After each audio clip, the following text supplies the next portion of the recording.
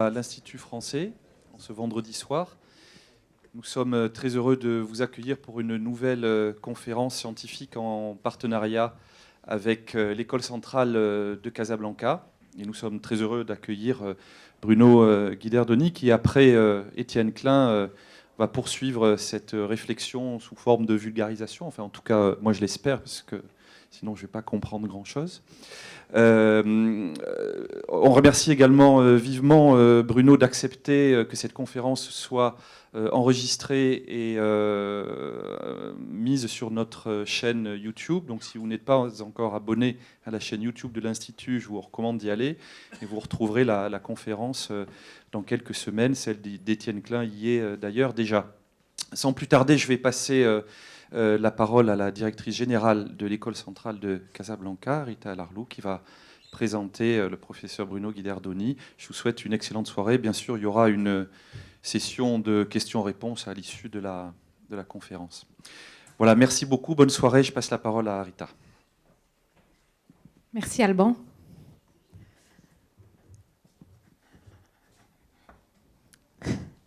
Mesdames et messieurs, bonsoir. Je suis ravie d'être là ce soir à double titre.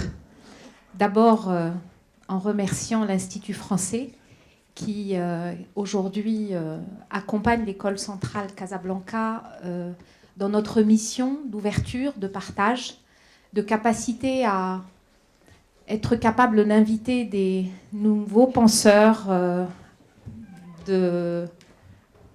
dans des mondes peut-être moins connus dans la société dans laquelle nous vivons, que ce soit dans le domaine des sciences, que ce soit dans le domaine de la philosophie, que ce soit dans le domaine des dialogues interculturels, interreligieux. Et l'école centrale Casablanca a ce rôle, non seulement d'être dans la science et d'être dans la réflexion et le concept, mais d'également être très proche de la société dans laquelle nous vivons, parce que c'est par les hommes et les femmes et les citoyens que nous sommes capables d'avancer et de nous orienter vers des sujets aujourd'hui de plus en plus de lumière, je dirais. Deuxièmement, je suis très heureuse de vous présenter Bruno Abdelhak Guiderdoni, qui non seulement est un grand professeur, chercheur, spécialiste de l'astrophysique et en particulier de la création des galaxies. C'est Bruno qui a dirigé pendant son dernier mandat l'Observatoire de Lyon, mais c'est quelqu'un qui est également très proche du Maroc. C'est quelqu'un que j'ai connu dans des temps très éloignés, dans une autre vie. Et c'est Bruno qui m'a fait germer la petite graine de passion pour les sciences qui, je le remercie, fait aujourd'hui que je suis ce que je suis. Je l'ai connu donc dans un temps très ancien, mais à l'époque déjà, il était très intéressé par le Maroc, par la culture musulmane, par la culture islamique, et il a fait depuis un long chemin qui fait qu'aujourd'hui, il représente pour moi un des exemples de personnes capables de réunir les cultures, de réunir l'Occident et l'Orient, de réunir l'islam et toutes les autres religions et nous donner cet espoir dans la capacité à dialoguer, à rester ouvert, à rester connecté au monde et à être capable d'appréhender l'avenir avec beaucoup, beaucoup d'espoir. Merci Bruno. Merci Alban, merci Rita pour ces mots si chaleureux. Bonsoir à toutes et à tous. Massa al-Khair. Je suis très heureux d'être ici ce soir après une longue semaine passée à Casablanca où on a partagé avec les étudiants de l'école centrale et aussi les enseignants une passion commune pour la découverte de l'univers, la découverte des lois qui régissent le monde autour de nous. Alors, la conférence de ce soir va parler de ça, justement. Elle a peut-être un titre un peu ambitieux, hein, une brève histoire de l'univers. Ce sera donc très bref, bien évidemment, par rapport aux 14 milliards d'années de l'univers, mais il se trouve que la physique contemporaine, la cosmologie, qui est la science qui s'intéresse aux grandes échelles de l'univers, à son histoire, à ses structures, il se trouve que la science a maintenant quelques lueurs sur l'histoire passée. Et donc, je vais vous inviter ce soir à parcourir des milliards d'années et des milliards de kilomètres pour faire un tour dans quelques-unes des découvertes les plus récentes de l'astrophysique, de la cosmologie. On va partir très loin, mais vous allez voir que cette méditation, qui va nous emmener aux confins de l'univers observable et même au-delà, va nous ramener ici, sur Terre, à la fin. Et je crois que les scientifiques, comme l'a dit Rita, ont aussi une responsabilité citoyenne dans le cadre de cette citoyenneté globale qu'on appelle tous de nos voeux, pour un dialogue des cultures et des civilisations, un dialogue entre les cultures et les civilisations, mais aussi un dialogue avec la science, qui est notre patrimoine commun, de même que le monde est notre patrimoine commun, que la Terre sur laquelle nous vivons est le vaisseau, la maison commune de toute l'humanité. Alors on va partir d'abord, je vais m'asseoir parce que je crois que c'est la seule façon pour moi d'avoir accès à l'ordinateur. On va partir pour un voyage. Alors ici, voilà, oui, ça va démarrer. Oui, voilà. On va partir pour un voyage à partir de cette photo fondatrice qui a été prise pendant l'hiver 1968, au mois de décembre. Les astronautes de la mission Apollo 8 se sont éloignés pour la première fois de la Terre. Et ils ont pris cette photo qui est, à mon avis, c'est une icône. C'est une photo fondatrice de la culture contemporaine. C'est la première fois que la Terre apparaît dans son ensemble sur une photo. Les astronautes étaient en route vers la Lune. Ils ont fait juste un tour de la Lune et ils sont revenus vers la Terre. Ils ne se sont pas posés sur la Lune en 1968. La fusée qui a emmené les astronautes sur la Lune est partie 6 mois plus tard, au mois de juillet 1969. Mais ils ont, dans cette nuit de l'hiver 1968, transmis à la Terre des méditations, en disant, voilà, la Terre si fragile dans l'espace, la Terre une où nous ne voyons pas les divisions entre les hommes, les frontières, les limites, la Terre aussi où la vie, ce miracle de la vie, réside dans les océans, cette épaisseur d'environ 4 km d'eau qui recouvre les 3/4 de la surface de la Terre, et aussi dans l'atmosphère, une couche si ténue qu'on ne la voit pas sur la photo, on voit juste les nuages, une couche d'une dizaine de kilomètres d'épaisseur. Et toute la vie sur Terre depuis des milliards et des milliards d'années est abritée dans cette couche d'air et cette couche d'eau. Et la Terre est un vaisseau fragile qui navigue dans l'immensité de l'espace. Alors, en cet hiver 1968, au mois de décembre, la situation internationale n'est pas bonne. Il y a la guerre un peu partout, la guerre du Vietnam en particulier, qui touche beaucoup les Américains, comme vous le savez, et aussi les Vietnamiens. Mais il y a d'autres tensions dans le monde. Et il y a un message d'espoir qui est envoyé par radio, par ces astronautes qui lisent des passages de la Bible, la création du monde. Voilà, on peut peut-être s'élever au-dessus des conflits locaux pour essayer d'avoir une vision avec une certaine hauteur. Et depuis cette aventure spatiale, on a envoyé des sondes un peu partout dans le système solaire et on s'est éloigné de la Terre. Et vous voyez une photo où on voit le système Terre-Lune, éclairé par la droite. Le Soleil est à droite, il éclaire la moitié de la Terre, la moitié de la Lune. Voilà qu'on s'éloigne.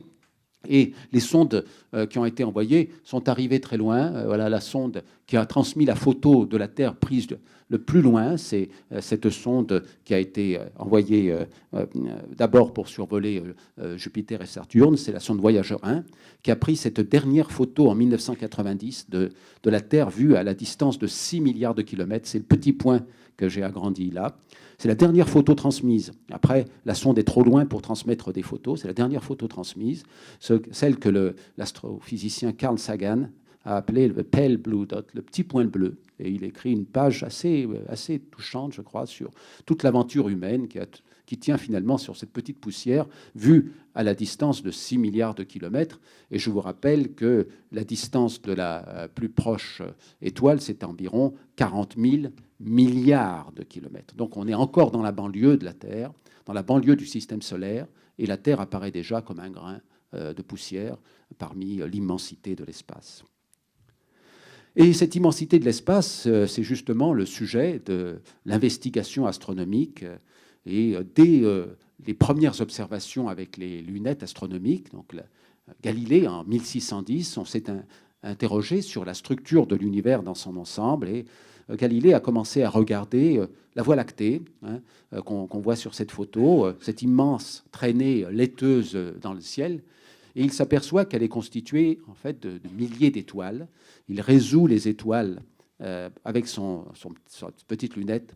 Et on ne voit pas les étoiles une à une, on voit une traînée laiteuse, un peu comme une forêt vue de loin apparaît comme un feuillage et pas comme les feuilles comptées une à une. Si on regarde la forêt avec des jumelles, et on voit que ce feuillage est constitué de feuilles. C'est un petit peu la même chose qui se passe avec la Voie lactée. On voit une traînée laiteuse. Dès qu'on commence à regarder plus précisément avec un télescope, on s'aperçoit que la Voie lactée est composée de milliers d'étoiles, en fait de millions d'étoiles et même de milliards d'étoiles.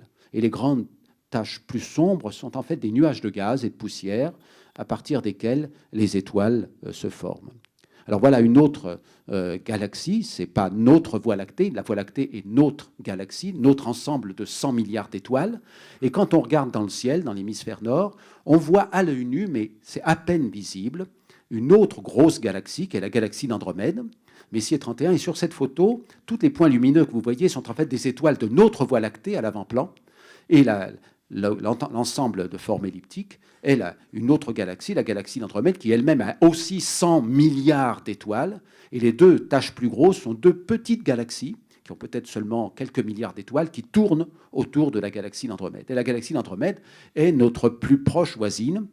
Et la découverte de la distance de la galaxie d'Andromède, qui se situe à 2,1 millions d'années-lumière de nous, a été la fondation de la cosmologie observationnelle. On s'est rendu compte que les étoiles qui sont à des dizaines, des centaines, des milliers d'années-lumière sont en fait toutes proches. Les galaxies sont beaucoup plus loin et ce sont d'autres ensembles de centaines de milliards d'étoiles. Et c'est la découverte qui a été faite au début de ce siècle, donc à la fin des années 1920. Et c'est cette découverte qui est fondatrice de notre vision actuelle de l'univers, où les étoiles se regroupent dans des ensembles très vastes, de centaines de milliards d'étoiles. Et ces ensembles sont séparés par un vide intergalactique très très grand, où on peut voyager pendant des centaines de milliers d'années, voire des millions d'années, où la lumière peut voyager pendant des centaines de milliers d'années, voire des millions d'années, avant de connecter une galaxie à l'autre. Alors, que sont les galaxies? Là, on voit une autre galaxie, spirale, proche, qui est la galaxie Messier 51. On la voit de face, alors que cette galaxie est vue plutôt par la tranche. Les galaxies sont comme des disques. C'est des disques, on peut dire aussi des galettes. Et ces galettes sont des zones où il y a du gaz qui, petit à petit, se transforme en étoiles. Des milliards d'étoiles qui éclairent, qui dégagent de l'énergie parce qu'elles abritent en leur sein des réactions thermonucléaires, un peu comparables à ce qui se passe dans les bombes à hydrogène. Et on voit les taches de poussière ici, à partir desquelles les étoiles vont se former. Ces poussières sont en fait des nuages de gaz dans lesquels il y a des poussières de carbone, de fer, d'azote, d'oxygène, alors de tous les éléments les molécules qui peuvent être formées à partir de ces éléments, parce que les étoiles tirent leur énergie de la fabrication des éléments lourds. Elles transforment l'hydrogène en hélium, l'hélium en carbone, le carbone en oxygène, et ainsi de suite. Quand elles ont arrêté leur réaction thermonucléaire, elles explosent et elles éjectent dans l'espace ces éléments, à partir desquels des poussières vont se former, et les générations ultérieures d'étoiles vont éventuellement donner naissance à des planètes. On ne voit pas les planètes avec les télescopes parce qu'elles sont trop petites, elles sont trop peu lumineuses par rapport aux étoiles. Les étoiles brillent parce qu'elles sont très chaudes parce qu'elles abritent en leur sein des réactions thermonucléaires. Les planètes, elles, ne font que réfléchir la lumière des étoiles autour desquelles elles tournent. Donc, en voyant ces poussières dans les autres galaxies, on se dit peut-être que des étoiles se forment dans ces poussières, dans ces nuages de gaz et de poussière, mais il y a aussi des planètes qui peuvent peut-être se former. Et c'est une question qui a agité les astrophysiciens pendant des années et à laquelle nous avons maintenant un début de réponse. Alors ici, on voit un peu ce cycle, le gaz, poussière et étoiles, de la naissance à la mort des étoiles. Donc les étoiles se forment à partir du gaz et des poussières. Elles transforme le gaz d'hydrogène et d'hélium en gaz avec des éléments plus lourds. L'hydrogène se transforme en l'hélium se transforme en carbone, et ainsi de suite. Et puis quand elles ont fini de consommer leur hydrogène, leur hélium, etc., elles explosent de façon plus ou moins violente. Donc on voit à gauche une nébuleuse planétaire. Dans 5 milliards d'années, le Soleil finira comme ça. Donc on voyait une petite étoile au centre qui est une naine blanche, et une couche de gaz qui a été éjectée dans l'espace, et cette couche de gaz est enrichie donc en carbone, en oxygène, tous ces éléments qui vont peut-être contribuer à former davantage de poussière et peut-être des planètes à l'avenir. Et puis il y a à droite une explosion plus violente qui peut donner naissance à une étoile à neutrons, voire à un trou noir, et là il y a encore d'autres éléments qui sont formés, comme par exemple le nickel, le fer, etc. Donc les galaxies, ce sont des machines à transformer le gaz en éléments lourds et à fabriquer de l'énergie. Et ces éléments lourds, dans les générations ultérieures d'étoiles, vont pouvoir éventuellement se regrouper en petites poussières, puis en poussières plus grosses, puis en petits cailloux, puis en cailloux plus gros, jusqu'à donner naissance à des planètes. Alors voilà la vision la plus profonde que nous avons actuellement du ciel. On a utilisé le télescope spatial Hubble, qui tourne à 400 km d'altitude autour de la Terre, qui est un télescope qui est là depuis plus de 20 ans, je crois, maintenant. Et on a posé pendant 1 million de secondes, c'est-à-dire à peu près 300 heures, sur une toute petite zone du ciel qui fait 11 arcs-minutes carrés. Pour mémoire, la surface de la pleine Lune que vous voyez dans le ciel, c'est à peu près 900 arcs-minutes carrés. Donc vous prenez un 90e de la surface de la pleine Lune et vous posez sur le ciel pendant 1 million de secondes, pendant 300 heures. Et voilà ce qui apparaît. Il y a environ 10 000 taches sur cette image, et la plupart de ces taches, à part quelques étoiles d'avant-plan, sont des galaxies qui se situent à des milliards d'années-lumière de nous. Alors les grosses taches sont des galaxies qui sont relativement proches. On les voit telles qu'elles étaient au moment où la lumière a été émise, il y a 1, 2, 3, 4 milliards d'années. Et les taches les plus petites, à peine distinguables à l'œil nu sur cette photo, sont des galaxies en formation, telles qu'elles étaient il y a 8, 10, 12 milliards d'années.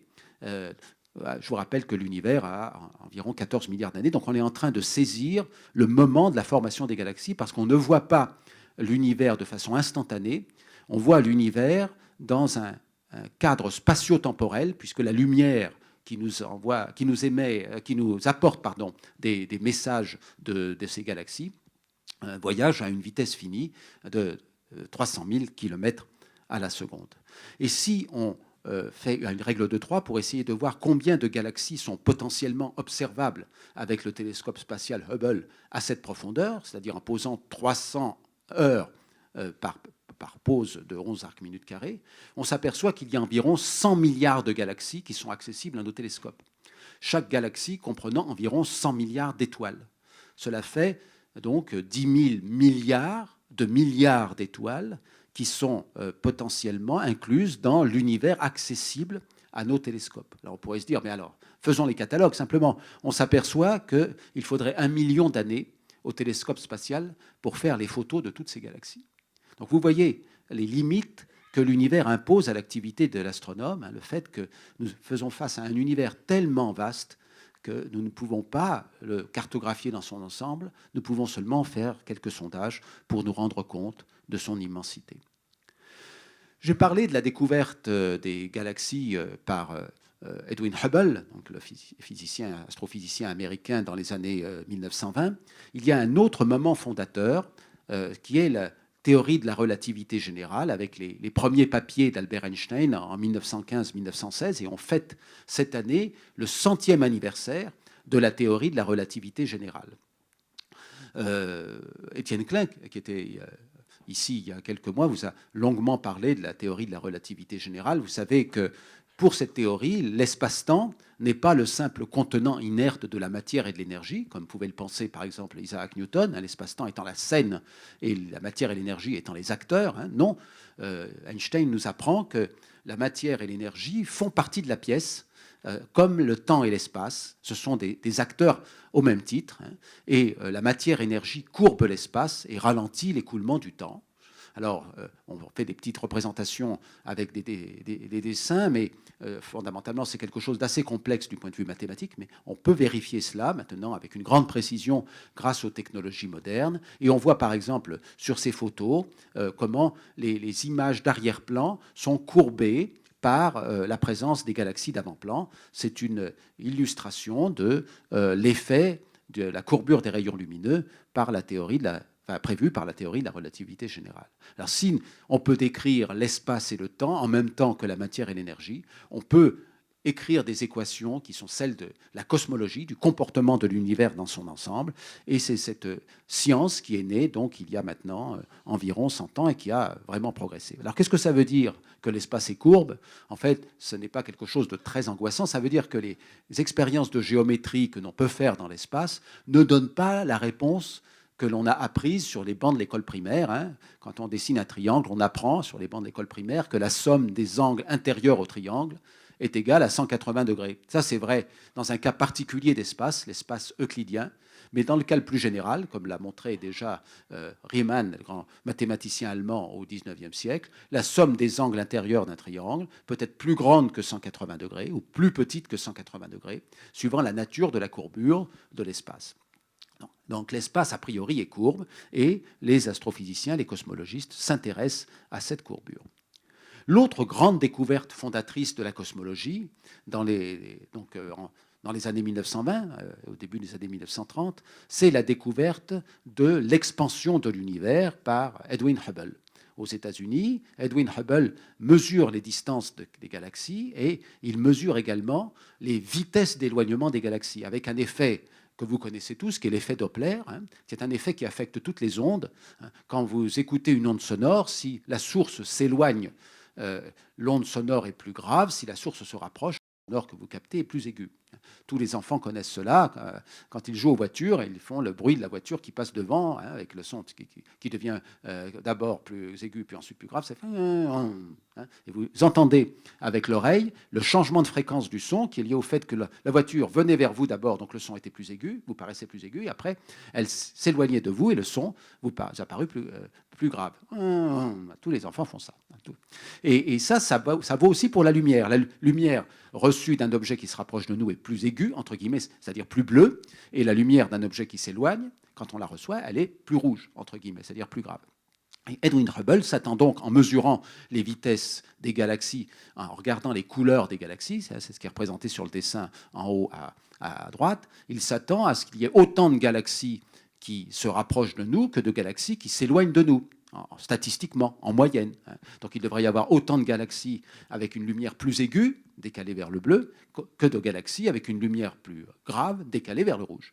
Et il se rend compte que toutes les galaxies ont une lumière décalée vers le rouge. Qu'est-ce que ça signifie? Il y a un peu des hésitations. Et puis on comprend enfin qu'il s'agit de l'expansion de l'univers.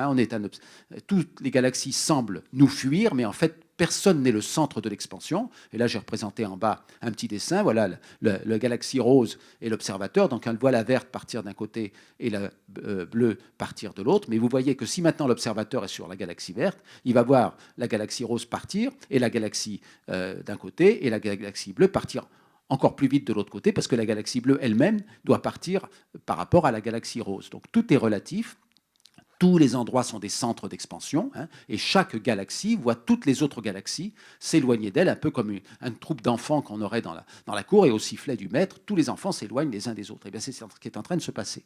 Simplement, ce qui est dur à comprendre, et c'est un des défis de la vulgarisation, c'est qu'on n'est pas en train d'assister à l'explosion de la matière dans un espace préexistant. On n'est pas dans une situation où on aurait un gros amas de matière qui se serait mis à exploser il y a quelques milliards d'années, et à partir de cette matière en expansion, les galaxies se seraient formées.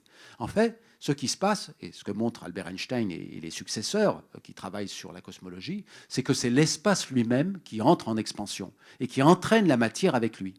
Donc il faut imaginer un espace infini, mais où la densité est très concentrée, et cet espace, pour des raisons qu'on ne comprend pas bien, entre en expansion, la matière se dilue et forme les galaxies. Mais c'est l'expansion de l'espace qui entraîne la matière. Ce n'est pas la matière en explosion qui vient occuper un espace vide préexistant.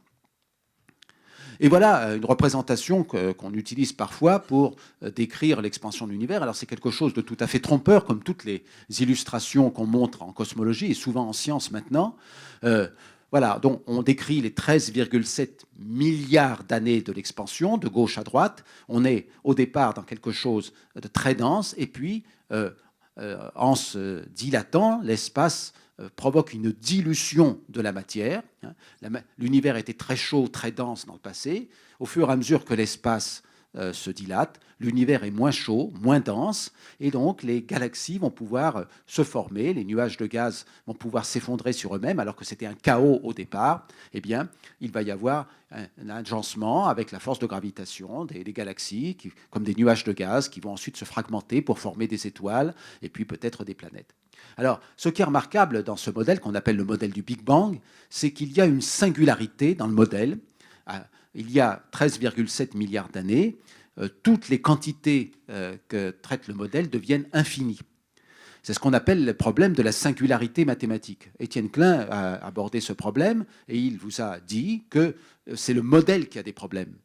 C'est le modèle qui a ces quantités qui deviennent infinies et qui, évidemment, ne cessent d'être valables à cet instant. Parce que nous ne pouvons pas traiter de quantités infinies en science, enfin, ou pas aisément en tout cas.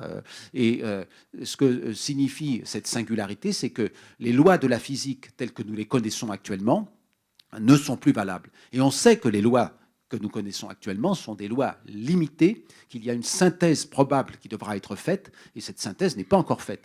En particulier, les deux grands domaines de la physique contemporaine, la relativité générale d'une part, et la mécanique quantique d'autre part, ces deux domaines ne sont pas compatibles l'un avec l'autre. Donc il y a des pistes actuellement pour essayer de les rendre compatibles, et nous avons besoin que ces deux domaines soient compatibles pour pouvoir décrire ce qui se passe juste au moment du Big Bang. Donc pour l'instant, nous sommes dans l'ignorance de la raison qui a provoqué cette expansion de l'espace. Nous n'avons pas la physique pour décrire cet instant zéro. Nous savons simplement qu'après l'instant zéro, nous avons eu cette expansion. Donc nous pouvons décrire de façon raisonnable ce qui se passe une fraction de seconde après l'hypothétique instant zéro, à peu près 10 moins 32 secondes après l'instant zéro. Donc là, on est vraiment très très près de l'instant zéro, mais ce n'est pas l'instant zéro, et ce qui se passe au niveau de l'instant zéro reste énigmatique. Mais il est bien clair pour tous les physiciens et les astrophysiciens que la physique faisant appel à des lois de conservation, il y avait nécessairement quelque chose avant le Big Bang. Il y avait un état antérieur de la matière qu'on peut imaginer comme une sorte de chaos de particules élémentaires qui nous reste encore inconnu. Mais c'est cet état-là qui, pour des raisons que l'on aimerait bien déterminer, a donné naissance, a donné origine à l'expansion de l'univers que nous connaissons avec un espace à 3 dimensions et un temps qui s'écoule dans une direction unique. Et ça, c'est quelque chose qu'on aimerait comprendre, mais pour l'instant, la physique contemporaine est incapable de décrire précisément ce qui se passe. Mais on sait qu'il va falloir faire des travaux pour approfondir notre connaissance du cosmos dans la mesure où ce qui se passe dans l'univers est assez mystérieux. Normalement, après le Big Bang, il y a une poussée qui est donnée à la matière qui s'éloigne donc, tout s'éloigne, toutes les galaxies et tous les atomes s'éloignent les uns des autres. Et cette poussée va ralentir en raison de la force de gravitation de l'univers lui-même. Et la grande surprise de ces mesures qu'on a fait depuis des années et des années, mais particulièrement depuis une quinzaine d'années, c'est qu'il y a quelque chose qui prend le relais du ralentissement de l'expansion de l'univers lié simplement à sa propre gravité. Il y a quelque chose qui est en train de pousser l'expansion de l'univers et de faire accélérer l'expansion de l'univers. Alors qu'on s'attend à ce que l'univers ait une expansion décélérée ou ralentie par sa propre masse. On observe ça dans le passé, mais maintenant, l'expansion de l'univers est en train d'accélérer. Et on n'a aucune interprétation de cette accélération. La cause, on l'appelle énergie sombre, mais on ne sait pas ce qu'est l'énergie sombre. Et c'est un des grands problèmes de la physique contemporaine, parce que quand on fait le recensement de ce qui se trouve dans l'univers, on voit que les étoiles, les planètes, etc., ça représente 0,4% de la masse de l'univers. Le gaz, qui n'a pas formé encore d'étoiles et de planètes, ça représente 3,6%. Tout ça, ça fait 4%.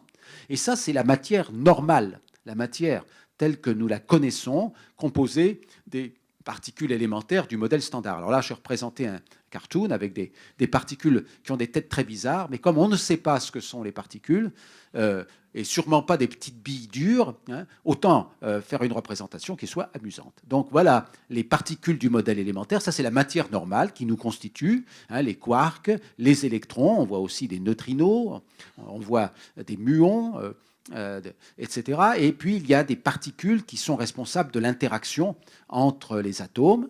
Et puis récemment, vous le savez, on a découvert la particule de Higgs, le boson de Higgs, qui se trouve en bas, avec un grand sourire sous forme d'étoile. Mais ça, ce ne sont pas les particules qui constituent cette énergie noire, et ni même cette matière noire qui est pesante, elle. On la voit à travers ces effets dynamiques sur les galaxies, mais on n'en connaît pas l'origine. Donc ni la matière noire, ni l'énergie noire ne peuvent être expliquées dans le cadre du modèle standard de physique des particules. Et probablement, il y a des indications dans cette énergie noire et dans cette matière noire sur ce qui a pu se produire au début de l'univers. Et donc, c'est un domaine de recherche très actif. Alors, j'ai parlé tout à l'heure de l'univers observable quand j'ai montré cette image qui a été prise par le télescope spatial Hubble. En fait, il faut imaginer notre vision de l'univers comme la vision d'une sphère.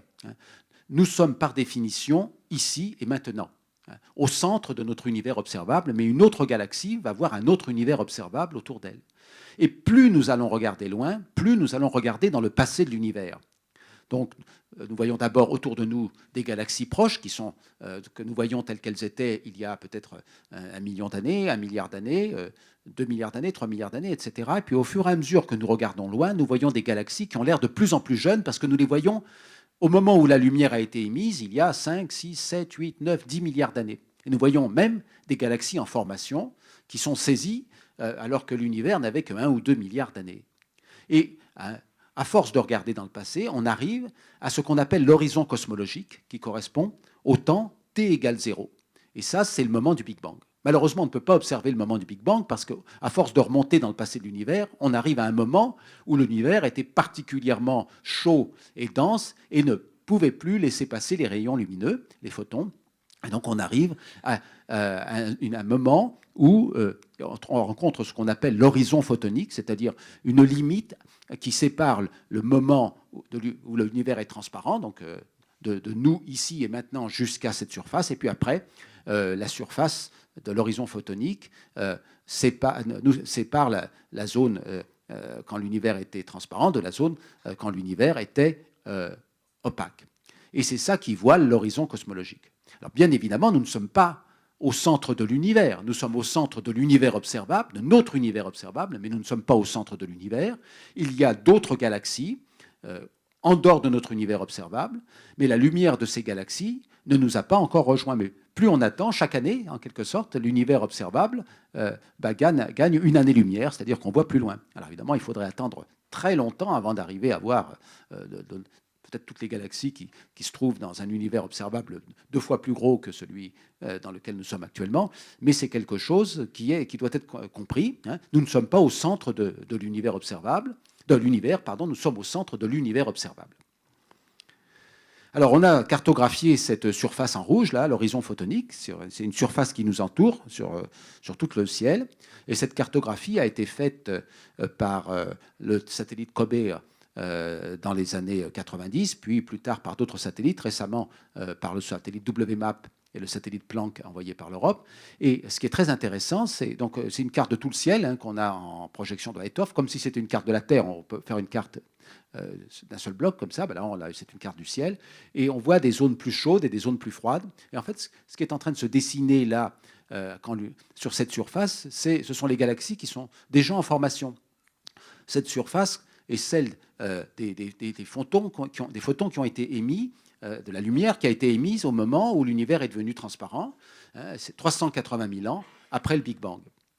Et on voit déjà les galaxies en formation, et ces fluctuations sont très légères. Elles sont d'une partie pour 100 000, donc il y a des zones un peu plus denses, des zones un peu moins denses. Simplement, comme la gravitation est toujours attractive, les zones un peu plus denses vont se concentrer pour former des galaxies, hein, et les zones un peu moins denses vont former des vides. Le fait que la gravitation soit toujours attractive produit la structuration de l'univers avec les galaxies, les grandes structures.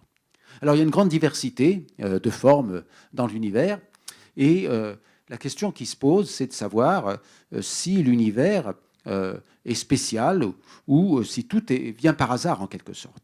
Alors je vous rappelle, là on revient un petit peu en arrière, que Nicolas Copernic a arraché la Terre du centre de l'univers, hein, lors de la publication de son livre. Et ce qui est remarquable, c'est qu'on a fait de cette idée-là, que la Terre n'est pas au centre de l'univers, un principe d'astronomie. C'est ce qu'on appelle le principe de Copernic. Le principe de Copernic dit que nous sommes ordinaires dans l'univers, que la Terre n'occupe pas une position centrale ni spéciale dans l'univers. La Terre est une planète ordinaire qui tourne autour d'une étoile ordinaire, le Soleil. Il y a plein d'étoiles comme le Soleil dans la Voie lactée, dans les autres galaxies. Et la Voie lactée elle-même est une galaxie tout à fait ordinaire, comme des millions, des milliards d'autres galaxies dans l'univers, des galaxies spirales.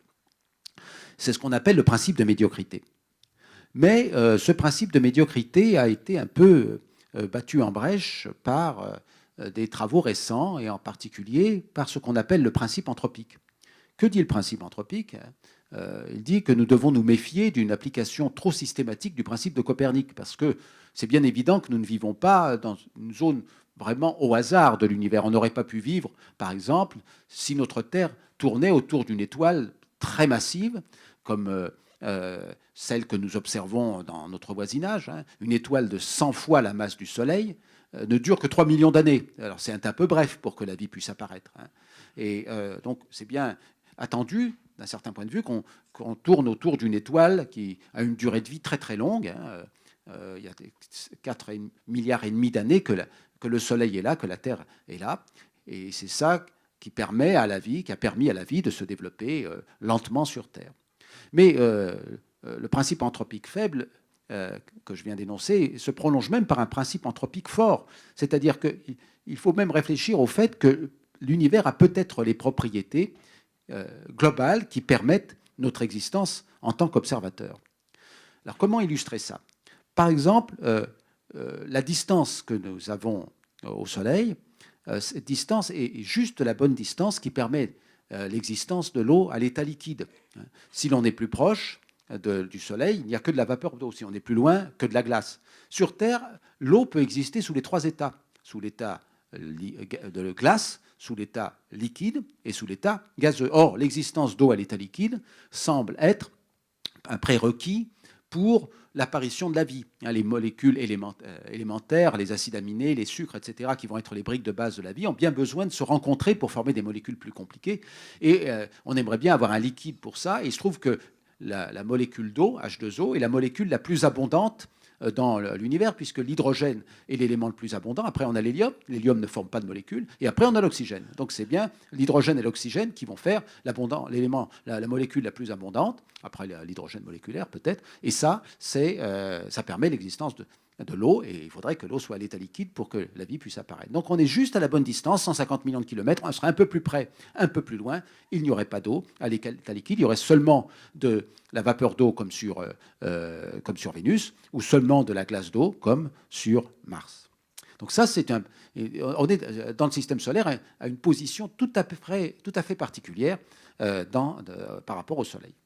Mais il y a d'autres choses très surprenantes dans l'univers, par exemple le fait que dans les étoiles, le noyau de carbone puisse se former.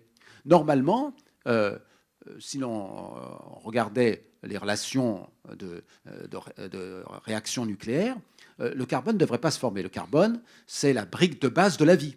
J'ai parlé de l'eau tout à l'heure. Un autre élément qui paraît important, c'est le carbone. Pourquoi le carbone est-il la brique de base de la vie ? Parce que c'est comme un jeu de Lego, et le carbone a 4 crochets. Il est capable de former des molécules très compliquées. Et la vie est justement constitués de molécules très compliquées, que ce soit les protéines qui nous constituent, les lipides qui constituent les membranes de nos cellules, etc. Ou bien sûr l'ADN, le code génétique. À ce moment-là, si le carbone n'existe pas, il semble que la vie ait du mal à apparaître.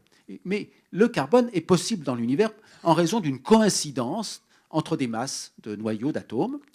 Il aurait dû ne jamais apparaître, et il est apparu, à raison d'une coïncidence fortuite qui est liée au fait que les lois de la physique, les lois de la physique nucléaire, sont exactement réglées à 1% pour que l'atome de carbone 12, qui est l'atome de carbone le plus abondant, puisse apparaître. Donc ça, c'est quelque chose d'énigmatique, parce qu'on n'est pas dans une position un peu particulière. Ce sont les lois mêmes de la physique qui rendent possible l'existence du carbone.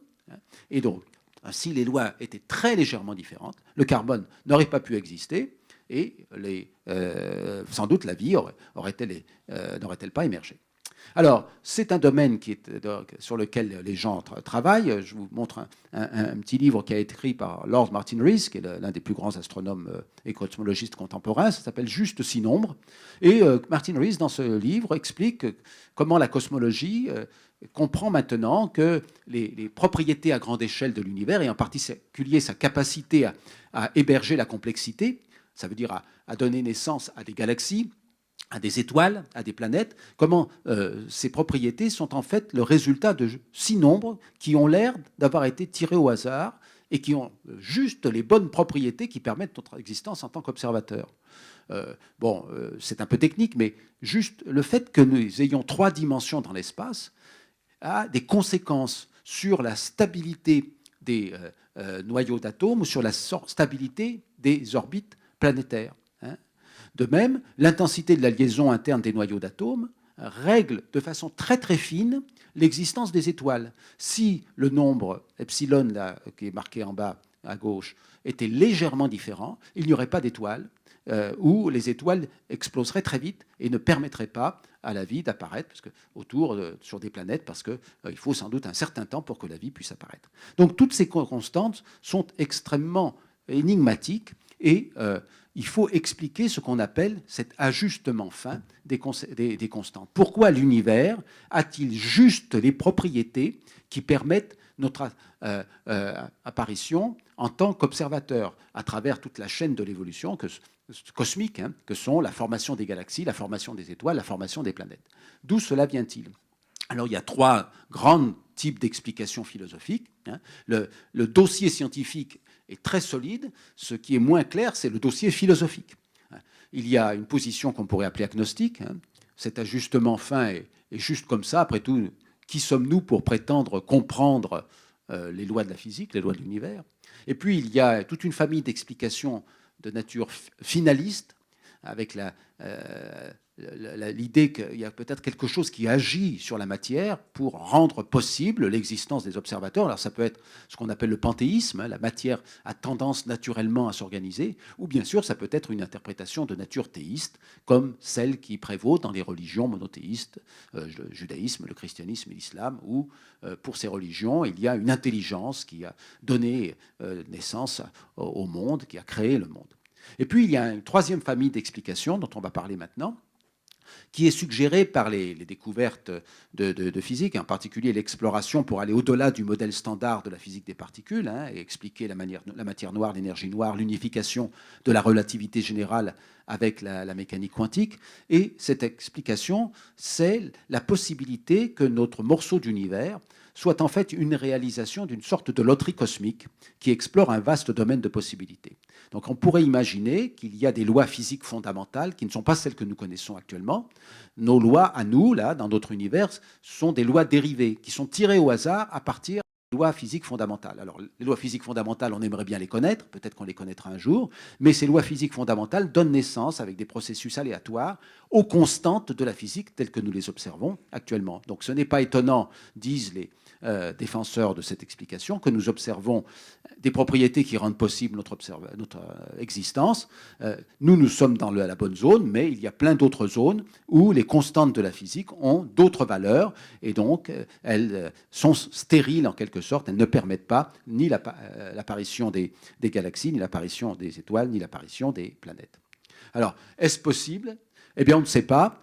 Les recherches actuelles en physique fondamentale vont dans différentes directions, mais il y a ce qu'on appelle la théorie des supercordes, qui est très à la mode. C'est une des grandes explications possibles de l'unification de la relativité générale et de la physique quantique.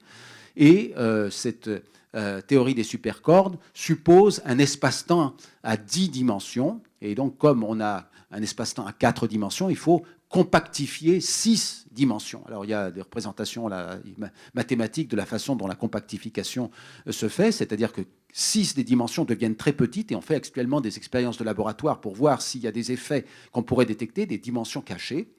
Mais le problème, c'est qu'il y a, semble-t-il, 10 puissance 500 façons de procéder à cette compactification. C'est-à-dire qu'il y a 10 puissance 500 façons de faire un univers, un morceau d'univers.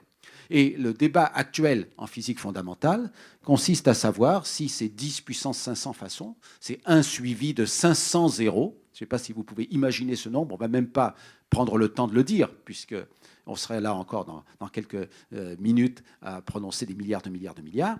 Eh bien, si ces 10 puissance 500 façons existent actuellement, on est en train de contempler une immensité incommensurable, en quelque sorte, de morceaux d'univers qui ont tous des propriétés différentes. Et nous sommes dans un des morceaux qui a les bonnes propriétés tirées au hasard, dans les constantes des lois dérivées tirées au hasard à partir de la compactification de ces 6 dimensions. Donc, y a-t-il vraiment ces 10 puissance 500 façons? Existent-elles réellement?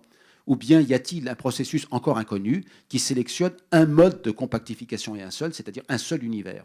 Et si il y a un processus qui sélectionne un seul mode de compactification, on n'a pas résolu le problème précédent, puisqu'on est toujours dans la constatation que ce mode unique, c'est celui qui permet notre existence en tant qu'observateur. Donc le mystère reste entier.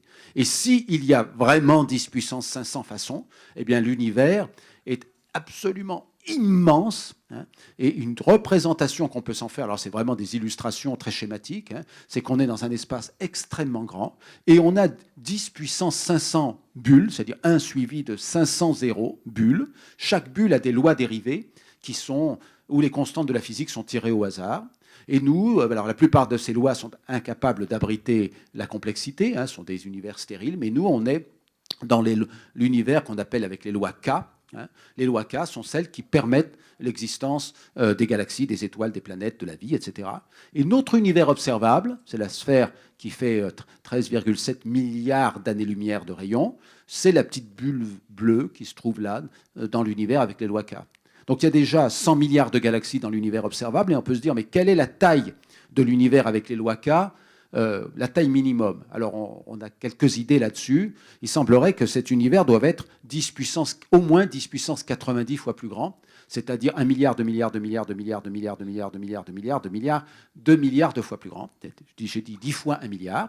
Et dans cet univers, il y a des galaxies, il y a des étoiles, il y a des planètes, puisque ce sont les mêmes lois que chez nous.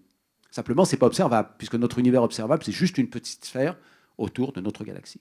Ça, c'est la contemplation que nous avons actuellement du cosmos, le plus loin possible. Et évidemment, on est en train de parler de dimensions absolument considérables. Et ça nous ramène à notre humanité sur cette petite planète Terre. Et l'autre grande découverte, j'avance dans l'exposé, l'autre grande découverte de la physique contemporaine et de l'astrophysique, c'est le fait qu'il existe des planètes autour des étoiles, des planètes partout. Ça, c'est une autre découverte, parce qu'on a fait ici un chemin, en quelque sorte, au bout de l'univers, au bout, entre guillemets, vous comprenez que l'univers étant infini, il n'y a pas de bout, mais au bout de l'univers, on voit un panorama absolument invraisemblable, ce panorama qu'on appelle le paysage, 10 puissance 500 bulles, chaque bulle étant immense, et nous, notre univers observable étant juste ce que nous voyons dans une des bulles. Et puis, on se rend compte qu'il n'y a pas simplement ces milliards et milliards de galaxies, ces milliards et milliards d'étoiles, mais autour des étoiles, il y a des planètes, des mondes comme la Terre, comme Mars, comme Vénus, comme Jupiter. Alors, on peut faire quelques photos, là c'est des exemples, mais les planètes sont très difficiles à détecter. Et pour l'instant, les meilleures techniques que l'on a pour détecter les planètes, c'est d'observer leurs vibrations, leurs conséquences sur la vibration du mouvement des étoiles. Donc on a une exoplanète, là, une planète qui tourne autour d'une étoile. L'étoile est dérangée par la présence de sa planète. Donc elle fait des mouvements d'avant en arrière. Donc on ne voit pas la planète, mais on voit l'étoile qui fait des allers et retours. Donc elle est dérangée dans son mouvement, et comme on capte la lumière de l'étoile, on peut mesurer sa vitesse avec ce fameux effet Doppler. Quand l'étoile vient vers nous, la lumière est plus bleue, quand l'étoile s'éloigne de nous, la lumière est plus rouge. Et en étudiant ces allers-retours de l'étoile, cette vibration de l'étoile, eh bien on déduit l'existence des planètes. Et il y a une autre technique qui est développée maintenant, qui consiste à regarder comment les planètes passent devant leurs étoiles, l'étoile autour desquelles elles tournent. L'étoile brille, et puis la planète passe devant l'étoile, et donc elle éclipse un petit bout de l'étoile. Et comme on a les techniques pour mesurer avec précision la luminosité des étoiles, on s'aperçoit que la luminosité baisse légèrement. Et puis, après, elle remonte quand la planète arrête d'être devant l'étoile. Alors, si ça se passe une fois, on ne sait pas ce que c'est, mais si ça se passe 2 fois, 3 fois, 4 fois régulièrement, eh bien, on en déduit quelque chose sur l'existence de ces planètes. Et ça a permis au satellite Kepler, mais aussi qui est américain, mais aussi au satellite Corot, qui est européen, de mesurer, donc jusqu'en 2012, après il a eu une panne, mais jusqu'en 2012, un certain nombre de planètes. Donc on voit des planètes plus grandes que Jupiter, à droite, là, qui font à peu près 15 fois le rayon de la Terre, plus. Des planètes comme Jupiter, qui font 10 fois le rayon de la Terre, des planètes comme Neptune, il y en a beaucoup, là, des planètes qui sont qu'on appelle des super-terres, qui sont un peu plus grandes que la Terre, à 2 rayons terrestres, et puis des planètes comme la Terre, qui ont à peu près le rayon de la Terre. Et la grande surprise, c'est qu'on voit déjà, avec ces techniques, apparaître des planètes comme la Terre, alors que ces planètes sont les plus difficiles à détecter, puisqu'elles sont les plus petites. Les planètes comme Jupiter, les super Jupiter ou les Jupiters sont très grosses. Les planètes comme la Terre sont petites, et on en voit déjà. Et en fait, on pense maintenant qu'il y a des planètes comme la Terre autour de toutes les étoiles. 100 milliards d'étoiles dans la Voie lactée, donc probablement 100 milliards de planètes comme la Terre. Alors on fait un petit diagramme, là je suis désolé c'est en anglais, c'est pour représenter un peu ce qu'on a trouvé. L'axe des X, là, c'est la période orbitale en jours. La Terre a comme période orbitale 365 jours. Et puis on met sur l'axe des Y, vers le haut, la taille relative à la Terre. Donc 1, c'est comme une Terre, 4, c'est comme Neptune, 10, c'est comme Jupiter. Et on voit tous ces points, ce sont ça représente des planètes qu'on a trouvées. Donc évidemment, les planètes petites et avec des grandes périodes orbitales, elles sont difficiles à trouver. Donc quelque chose qui ressemble vraiment à la Terre, avec un rayon terrestre et 365 jours de période orbitale, on n'a pas encore trouvé, mais on trouve des planètes qui ont la masse de la Terre, qui ont la taille de la Terre, et on en trouve beaucoup. Et ce qui est intéressant, c'est qu'il y en a même qui sont dans ce qu'on appelle la zone habitable. La zone habitable, c'est la zone, j'en ai parlé, qui permet l'existence de l'eau à l'état liquide. Il faut une température d'équilibre à la surface de la planète d'environ 300 degrés Kelvin, c'est-à-dire à peu près quelques dizaines de degrés Celsius. Et ça, c'est la zone qui est représentée en vert. Et vous voyez que sur le dessin, il y a un certain nombre de planètes, comme la Terre, comme Neptune, comme Jupiter, qui sont dans la zone habitable. Et on peut même avoir une idée de la composition de ces planètes. Donc on trouve des planètes, peut-être c'est un peu technique, mais on trouve des planètes comme la Terre, faites de roches. On trouve des planètes gazeuses, comme Jupiter, Uranus. Et on trouve des planètes qui sont des planètes d'eau, des planètes composées en grande partie d'eau, probablement de l'eau solide, si elles sont en dehors de la zone habitable, de l'eau sous forme de glace, mais ça peut être aussi de l'eau sous forme liquide, des planètes océans. Alors voilà un des derniers systèmes qu'on a trouvé, ce sont des schémas, ce ne sont pas des photos, on n'a pas encore la possibilité de prendre des photos des surfaces des planètes. Voilà, on a représenté le système solaire avec Mercure, Vénus, la Terre et en vert la zone habitable autour de la Terre. Bon, dans le système solaire, je veux dire, bon, ça va jusqu'à Vénus, peut-être c'est un peu ambitieux, mais le système de Kepler, de l'étoile qui s'appelle Kepler 186, a 5 planètes, B, C, D, E, F, et la planète F a la masse de la Terre et elle se trouve dans la zone habitable. Donc il y a un certain nombre de candidats de planètes qui sont comme la Terre et dans la zone habitable. Alors on peut même faire des vues d'artistes, ça c'est une autre planète qui s'appelle Gliese 667cc. Elle est dans la zone habitable de son étoile. Elle est un peu plus grosse que la Terre, elle fait 4,5 fois la masse de la Terre, donc elle a probablement une gravité plus importante, mais elle peut avoir de l'eau à l'état liquide, et le dessinateur ici a même représenté, vous voyez, des lacs. Et bien évidemment, la dernière question qui va nous occuper ce soir, c'est la question de la vie. On a vu que l'univers était peuplé d'une myriade de planètes, y a-t-il la vie sur certaines de ces planètes? Eh bien, nous n'avons pas la réponse pour l'instant, mais nous cherchons activement. Nous cherchons activement dans le système solaire déjà. Sur Mars, vous savez qu'il y a plusieurs sondes qui sont des robots qui sont posés sur Mars et qui grattent le sol pour essayer de comprendre l'histoire de Mars. Mars a eu de l'eau à l'état liquide pendant quelques centaines de millions d'années. Cette eau n'existe plus, mais on trouve des traces de ruissellement. Là, c'est évidemment, ça ne dit peut-être rien pour les non-spécialistes, mais il y a des pierres ici qui ont été polies par des écoulements. Donc on trouve que l'eau a existé à l'état liquide sur Mars. Maintenant, elle est seulement sous forme de glace ou de façon très ténue de vapeur d'eau. Trouvera-t-on un jour des fossiles de microbes sur Mars? On aimerait bien, évidemment, le savoir. Peut-être la vie existe-t-elle sur Europe, l'un des satellites de Jupiter. Europe est une planète de glace, mais elle est perturbée par Jupiter. Il y a des effets de marée qui font que l'intérieur de la planète est plus chaud et on pense qu'il y a un océan d'eau liquide sous la glace d'Europe, peut-être à 1 kilomètre de profondeur. Donc il y a des projets, dans un horizon un peu lointain, pour envoyer une sonde sur Europe et aller forer la glace de façon à trouver éventuellement des formes de vie élémentaires qui pourraient exister sur Europe. La vie existe-t-elle sur Titan? Donc là, c'est une photo qui a été prise de la surface de Titan, satellite de Saturne, par la sonde européenne Cassini-Huygens, qui s'est posée à la surface de Titan et qui a observé des lacs de méthane, puisqu'il fait tellement froid que l'eau est glacée, mais le méthane existe à l'état liquide. Peut-il y avoir la vie sur cette planète? On ne sait pas. Et là aussi, il y a des projets à horizon plus ou moins lointain pour aller faire des mesures. Et puis, la vie existe-t-elle sur d'autres planètes? Comment aller investiguer les autres planètes qui sont si loin, si difficiles à détecter? Alors, il y a peut-être des solutions. Bon, là aussi, c'est des transparents un peu techniques. En fait, l'existence de l'eau, de la vapeur d'eau dans l'atmosphère de la Terre, l'existence de la molécule de dioxygène, de la molécule d'ozone, sont des traces de l'existence de la vie sur Terre. Si la vie cessait sur Terre, la molécule de dioxygène se recombinerait dans les roches, rouillerait les roches en 1 million d'années, et il n'y aurait plus d'oxygène dans l'atmosphère. Avoir de l'oxygène, c'est la preuve qu'il y a des phénomènes non géologiques en œuvre, et on peut supposer à ce moment-là qu'il y a des formes de vie élémentaires. L'oxygène sur Terre a été fabriqué par les plantes, par les micro-organismes, ce qu'on appelle les algues bleues, etc. Et il continue d'être fabriqué par les plantes, comme vous le savez, par la photosynthèse qui absorbe le gaz carbonique, qui fabrique des sucres et de l'oxygène.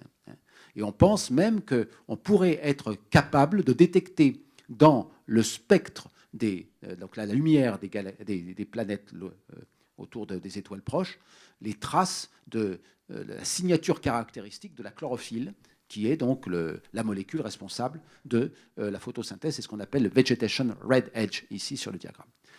On n'est pas encore en état technique d'aller regarder les atmosphères des planètes, des exoplanètes les plus proches, donc qui tournent autour d'étoiles proches.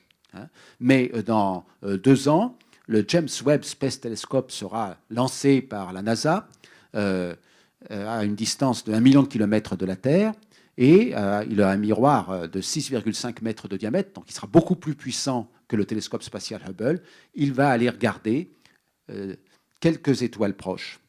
Et il espère trouver sur les planètes qui sont autour de ces étoiles proches, il espère trouver peut-être des signatures de la vie, ce qu'on appelle les biosignatures ou les biomarqueurs.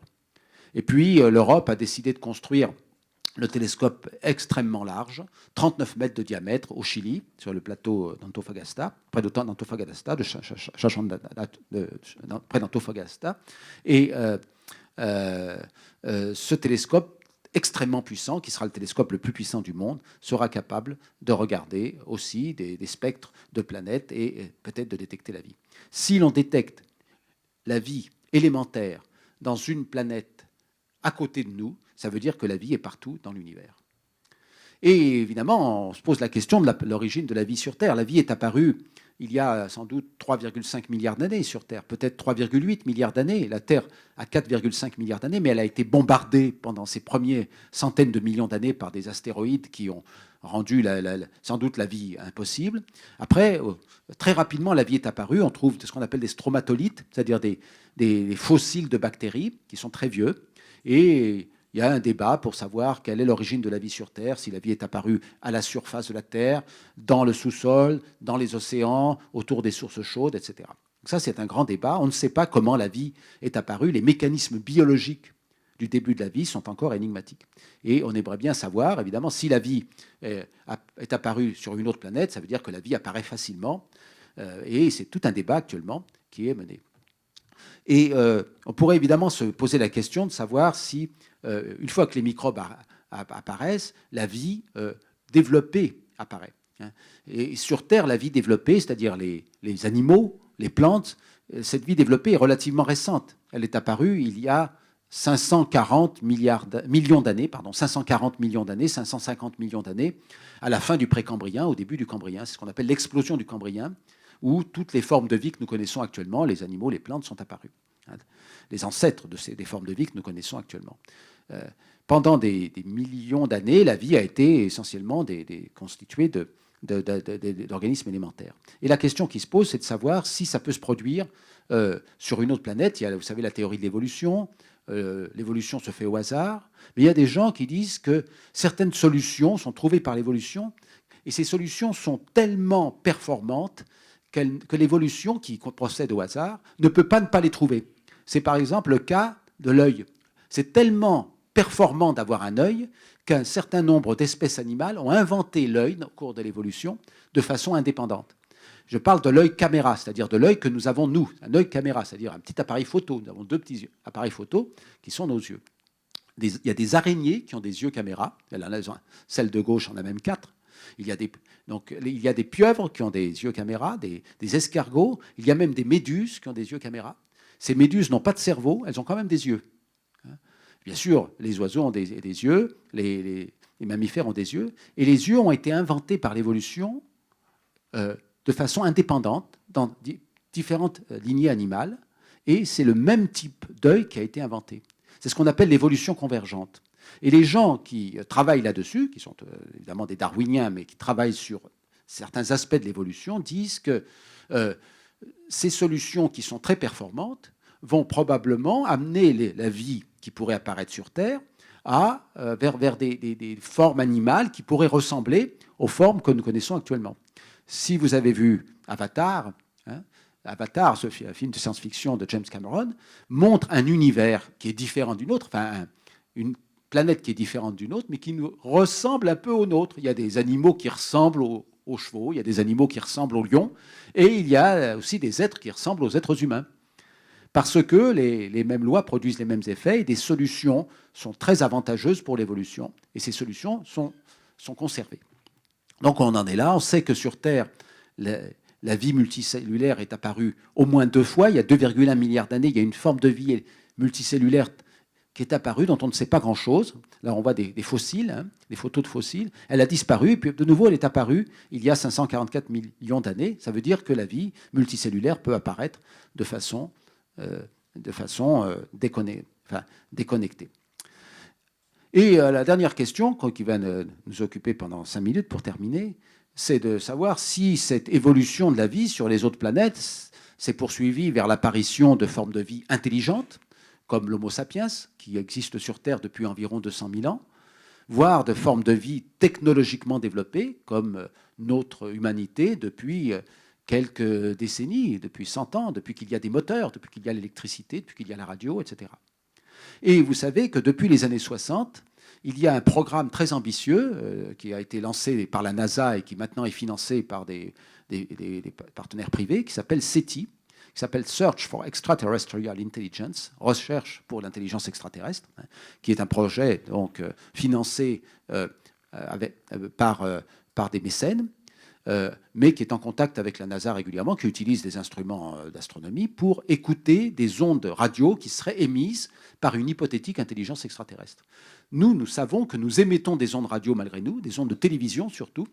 Depuis l'émergence de la télévision à la fin de la Deuxième Guerre mondiale, il y a 70 ans environ, la Terre est devenue extrêmement brillante dans certaines longueurs d'onde qui correspondent aux longueurs d'onde des émissions de télévision, des stations de télévision. Si des extraterrestres hypothétiques situés sur une planète pas trop loin de nous avaient des antennes, comme celle qui est représentée ici sur la photo, ils capteraient immédiatement dans le ciel une source ultra lumineuse, beaucoup plus lumineuse que le Soleil, dans certaines longueurs d'onde, et ils sauraient que cette source est artificielle parce qu'elle est pulsée. En fait, quand la Terre tourne, elle envoie les différentes chaînes de télévision. Donc les extraterrestres capteraient déjà d'abord les chaînes européennes, africaines, puis ensuite les chaînes américaines, puis après les chaînes japonaises, et ainsi de suite. Et ça tournerait. Donc ils pourraient savoir plein de choses de nous avant même de déchiffrer les messages. Évidemment, ils seraient peut-être un petit peu consternés par le contenu de la télévision. Mais ça, c'est une autre question. Alors, résultat des courses depuis plus de 50 ans, c'est ce qu'on appelle le silence de l'univers. Il n'y a pas de signal artificiel.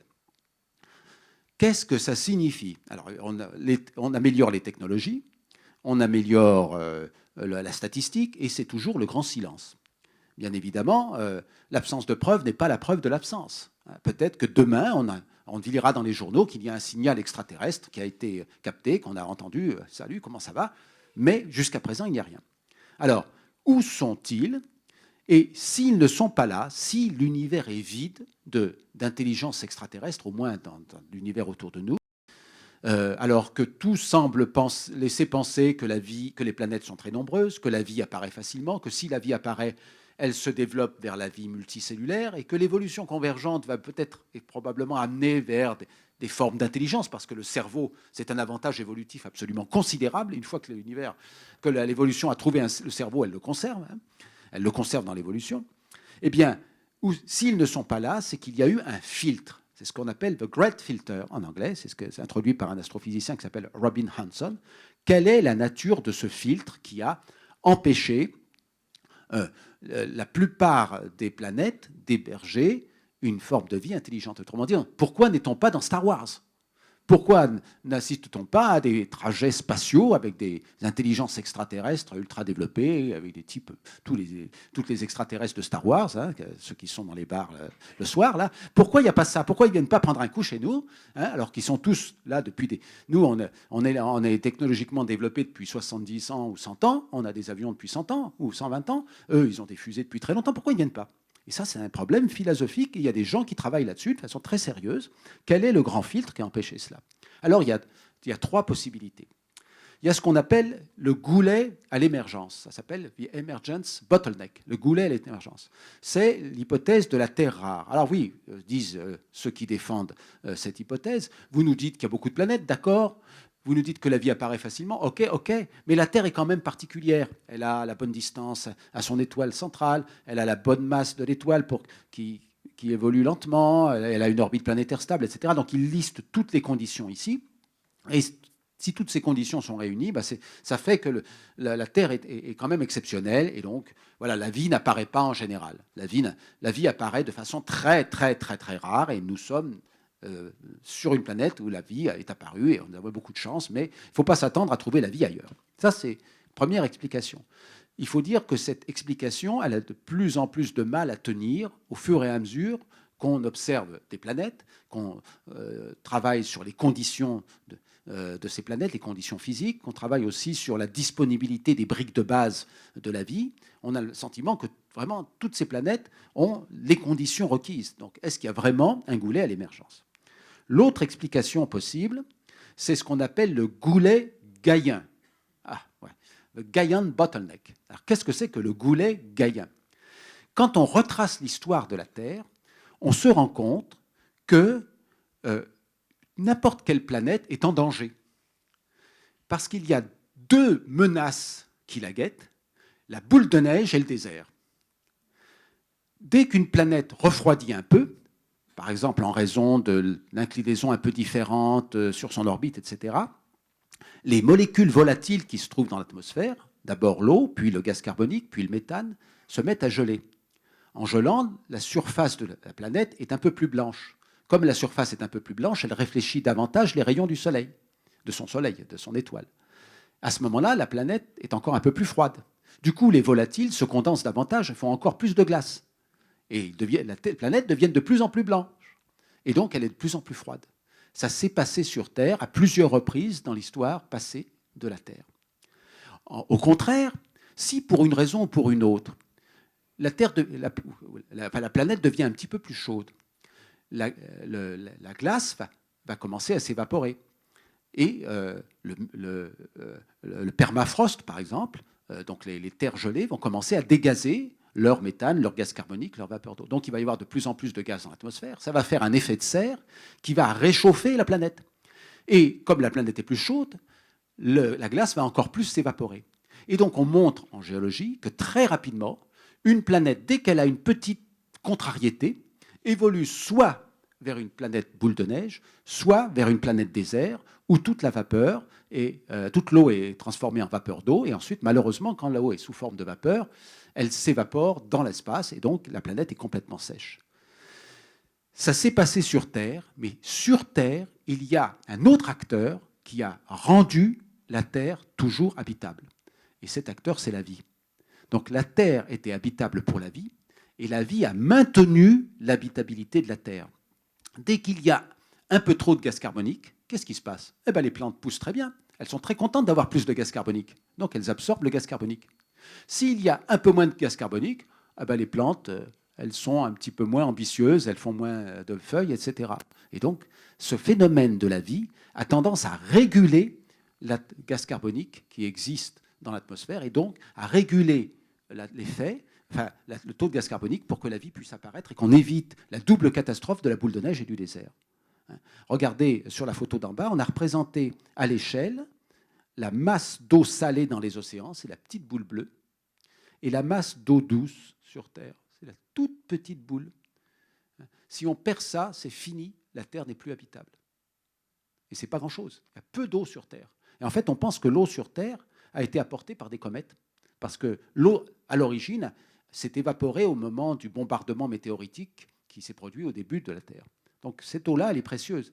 On ne pourra pas la récupérer si on la perd. Donc la Terre a permis, par la vie, de sortir, de ne pas aller trop profondément dans ces évolutions pathologiques que sont la boule de neige et le désert, même s'il y a eu des phases glacées sur Terre et des phases chaudes sur Terre, la vie a survécu à ces phases et a permis de ramener la Terre dans le droit chemin, en quelque sorte, vers des conditions où la vie peut se développer. Alors, est-ce que c'est ça le grand filtre? On appelle l'effet gaïen de la déesse de la Terre, Gaïa, cette capacité qu'a la vie de prendre en main, en quelque sorte, les conditions climatiques pour les réguler de façon à laisser toujours les conditions habitables. C'est un phénomène de feedback physique, ce n'est pas quelque chose de mystique. Je suis en train de parler de quelque chose qui est étudié de façon physique, la capacité de la vie à influer par un forçage sur l'évolution naturelle de la planète en boule de neige ou en désert. Alors est-ce que c'est là que se situe le grand filtre? Est-ce que la vie apparaît fréquemment, mais la plupart du temps, elle est incapable de prendre en main sa planète pour assurer des conditions stables, et donc la planète évolue soit vers la boule de neige, soit vers le désert, c'est possible.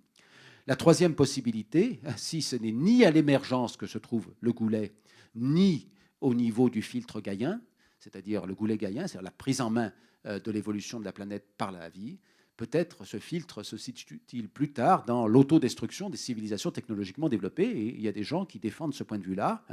Voilà, des choses qui s'écrivent dans les revues de geeks américains. Est-ce qu'une galaxie remplie de planètes habitables signifie que l'humanité est condamnée? On dit, mais quel est le rapport? Une galaxie remplie de planètes habitables, est-ce que ça signifie que l'humanité est condamnée? Si on fait tout ce travail de raisonnement, qui est tout à fait sérieux, c'est publié dans des revues scientifiques, on n'est pas dans des spéculations complètement folles, eh bien, effectivement, le grand filtre est peut-être devant nous, le grand filtre qui empêche les civilisations technologiquement développées de conquérir l'espace et de fabriquer des fusées à la Star Wars. Alors, on fait ces réflexions au moment où, justement, on est en train de renvoyer dans l'atmosphère tout le gaz carbonique qui avait été stocké par les plantes et qui se trouve maintenant sous forme de charbon et de pétrole. Ça, c'est le travail des plantes pour maintenir le gaz carbonique à un niveau acceptable. Quand il y a eu le Carbonifère, la température était 5 degrés au-dessus de ce qu'elle est actuellement. Et là, les plantes ont travaillé, ont fabriqué des arbres énormes, etc., pour absorber tout ce gaz carbonique et ramener la Terre vers des conditions moins chaudes. Et ce gaz carbonique qui est stocké dans les plantes, on est en train de le déterrer sous forme de charbon et de pétrole et de le renvoyer dans l'atmosphère. Donc on est en train de refabriquer les conditions du Carbonifère, qui étaient les conditions extrêmes de très grande chaleur. Alors vous voyez les prévisions de global warming, hein, si on ne fait rien, voilà, accroissement de température de plusieurs degrés, élévation du niveau de la mer, parce qu'il va y avoir la fonte des glaciers d'abord, peut-être de la calotte glaciaire arctique, peut-être même de la calotte glaciaire antarctique, mais ça, on ne le souhaite pas. Et c'est ce phénomène d'emballement dont je parlais tout à l'heure. Évidemment, quand il y a moins de neige, la Terre absorbe plus les rayons lumineux du Soleil, elle se chauffe encore plus, etc. Ça va avec la pollution. Donc, finalement, cette réflexion que nous faisons, nous, les astronomes, sur l'existence de la vie, l'évolution de la vie sur les planètes et la possibilité de détecter la vie sur les planètes, ça nous ramène aussi à notre humanité et aux défis qui sont devant nous. Et je sais que le Maroc va accueillir la COP22. Donc, vous voyez, c'est bien de faire la conférence ici pour trouver des solutions et éviter un accroissement de température. Donc, vous savez que tout le carbone qu'on a renvoyé dans l'atmosphère, déjà, il va au moins conduire à un accroissement de la température de 1,5 degré. Ça, c'est inévitable. On pense que cet accroissement de la température de 1,5 degré amène sans doute à une élévation du niveau des mers d'environ 70 cm, à peu près, plus ou moins quelque chose, qui est gérable avec des digues et des ponts. Bon, il faudra monter un petit peu le niveau des quais, mais ça, c'est gérable. C'est gérable pour l'essentiel de l'humanité. Si on voudrait être en dessous de 2 degrés, et les enjeux de la COP 22, c'est de prendre des mesures sérieuses pour être en dessous de 2 degrés, et éviter donc de monter à 4 ou 5 degrés. Je vous rappelle que la fonte de la calotte glaciaire du Groenland, c'est 7 mètres d'élévation du niveau de la mer. Donc là, on est obligé de reculer les ports. Il y a 1 ou 2 milliards d'êtres humains qui vivent en dessous de ces 7 mètres, donc il va falloir les déplacer. Vous imaginez la catastrophe économique que ça représente. Si le pôle sud fond, la calotte glaciaire antarctique fond, l'élévation du niveau de la mer est de 70 mètres. Ça s'est déjà produit dans le passé. Il y a déjà eu des situations dans le passé où la mer était 70 mètres plus haut qu'elle n'est actuellement. S'il n'y a plus de glace, la mer est 70 mètres plus haut qu'elle est actuellement. Ça, c'est quelque chose qui serait évidemment intolérable pour le développement de l'humanité. Donc on est dans une situation extrêmement sérieuse et en même temps c'est un motif d'espoir. On parlait au début de la conférence du dialogue des cultures et des civilisations. Nous sommes au pied du mur. Nous avons maintenant une conscience globale de la planète et nous devons nous entendre au-delà de nos différences qui sont souhaitables aussi, de nos différences de culture, de point de vue. Nous devons nous entendre pour assurer un futur à l'humanité. Donc vous voyez qu'à l'issue de ce voyage, voilà, on est revenu vers la Terre, finalement, cette Terre si fragile.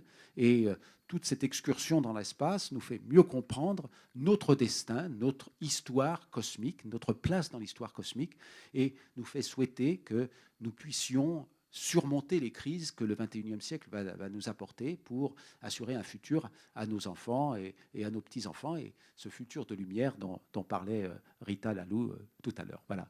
Je vous remercie.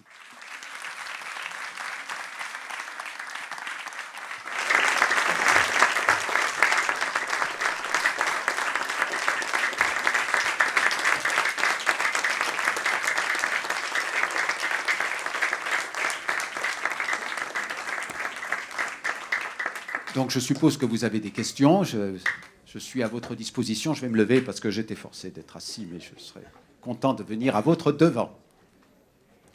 Comment ça se passe pour les questions? Il y a 2 micros, oui, c'est le contraire. Oui.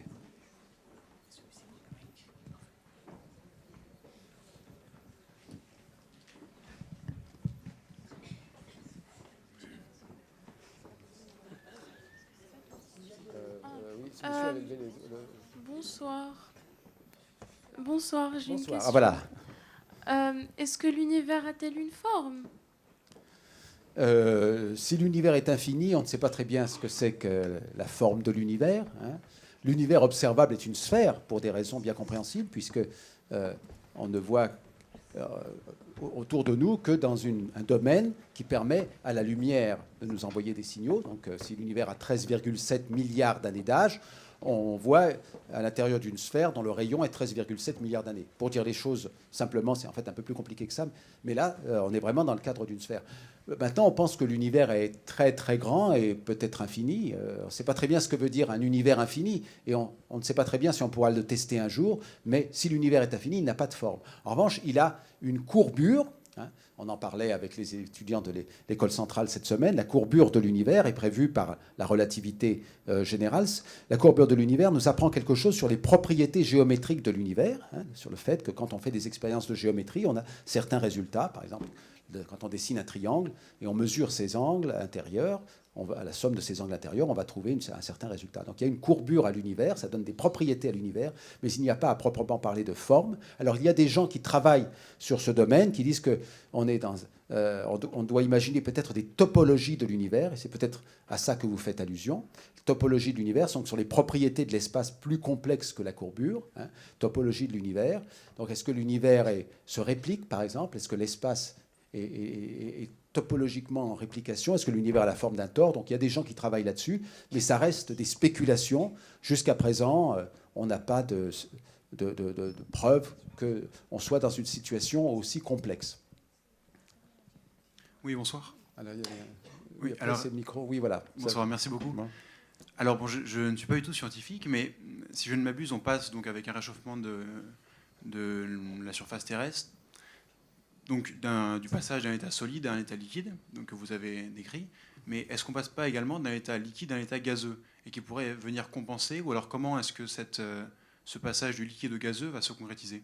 Alors, dans la double catastrophe qui menace les planètes, on est dans un passage de la glace au liquide et du liquide au gazeux. C'est parce que les gaz les plus importants, l'eau, le gaz carbonique, le méthane, peuvent faire du liquide et de la glace, qu'on est dans ce type d'évolution. Normalement, quand une planète est habitable, on a les trois états. On a l'état liquide, l'état gazeux et l'état solide. L'état liquide étant l'état qui permet à la vie d'apparaître, sans doute. Il faut que les molécules compliquées puissent se rencontrer dans un liquide. Mais ce que j'ai expliqué en parlant du phénomène du goulet d'étranglement ou du goulot d'étranglement gaïen, c'est que très rapidement, cette situation est instable. Et la plupart des planètes sont probablement dans une évolution instable. Dès que la planète va se réchauffer un petit peu, par exemple parce que son orbite va bouger, etc., ce réchauffement va provoquer l'évaporation de la glace, l'évaporation du liquide, un petit peu. Donc il va y avoir plus de gaz dans l'atmosphère, et ces gaz sont des gaz à effet de serre, donc ils retiennent la chaleur. Donc ça va encore plus chauffer, encore plus vaporiser, et ça va évoluer vers un état où tous les volatiles sont dans l'atmosphère et ils vont pouvoir s'évaporer dans l'espace. Et c'est ce qu'on appelle l'évolution vers la catastrophe désert. L'autre évolution, c'est quand la planète refroidit.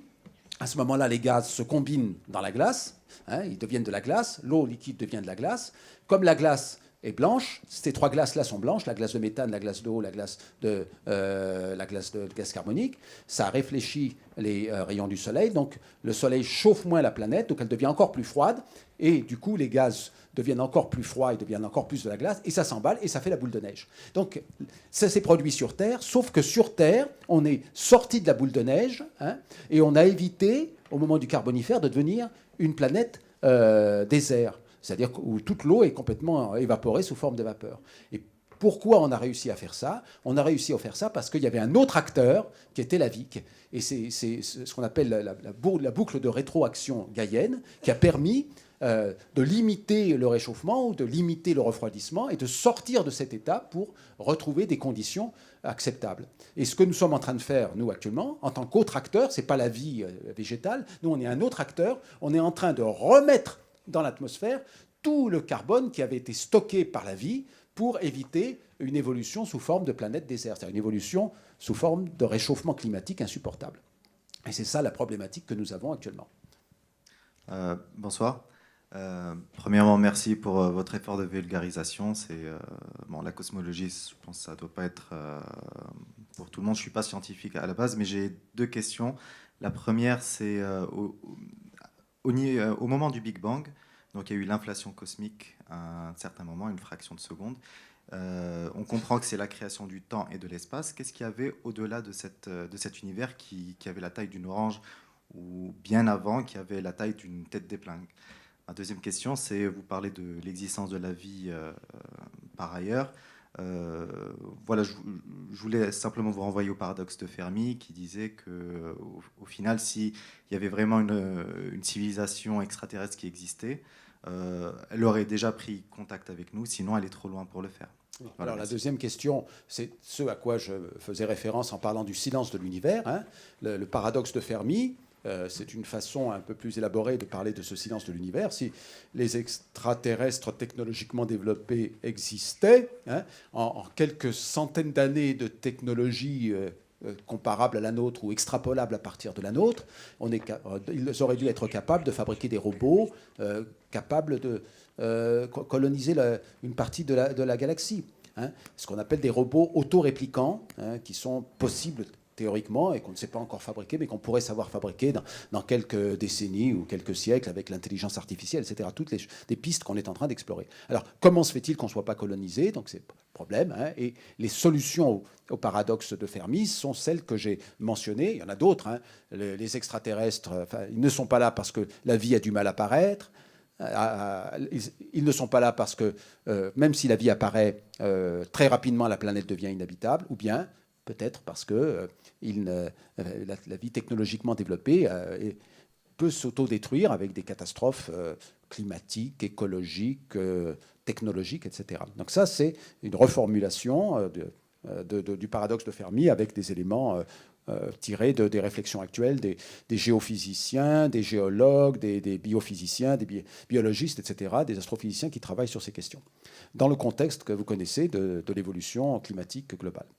Quant à la première question, effectivement, c'est le problème du début de l'univers, de l'origine. Cette origine, ce n'est pas l'apparition de quelque chose à partir de rien, c'est l'apparition de quelque chose qu'on connaît plus ou moins, l'espace à 3 dimensions, le temps qui s'écoule uniformément, la matière, l'énergie, à partir d'un état préalable que nos théories de physique des particules ont du mal à décrire. On essaie de faire l'unification de la relativité générale et de la physique quantique pour décrire ce moment-là qui pourrait être une sorte de chaos d'espace, de temps, de matière, d'énergie. Hein. Les supercordes, c'est ça, sont des combinaisons de toutes ces quantités.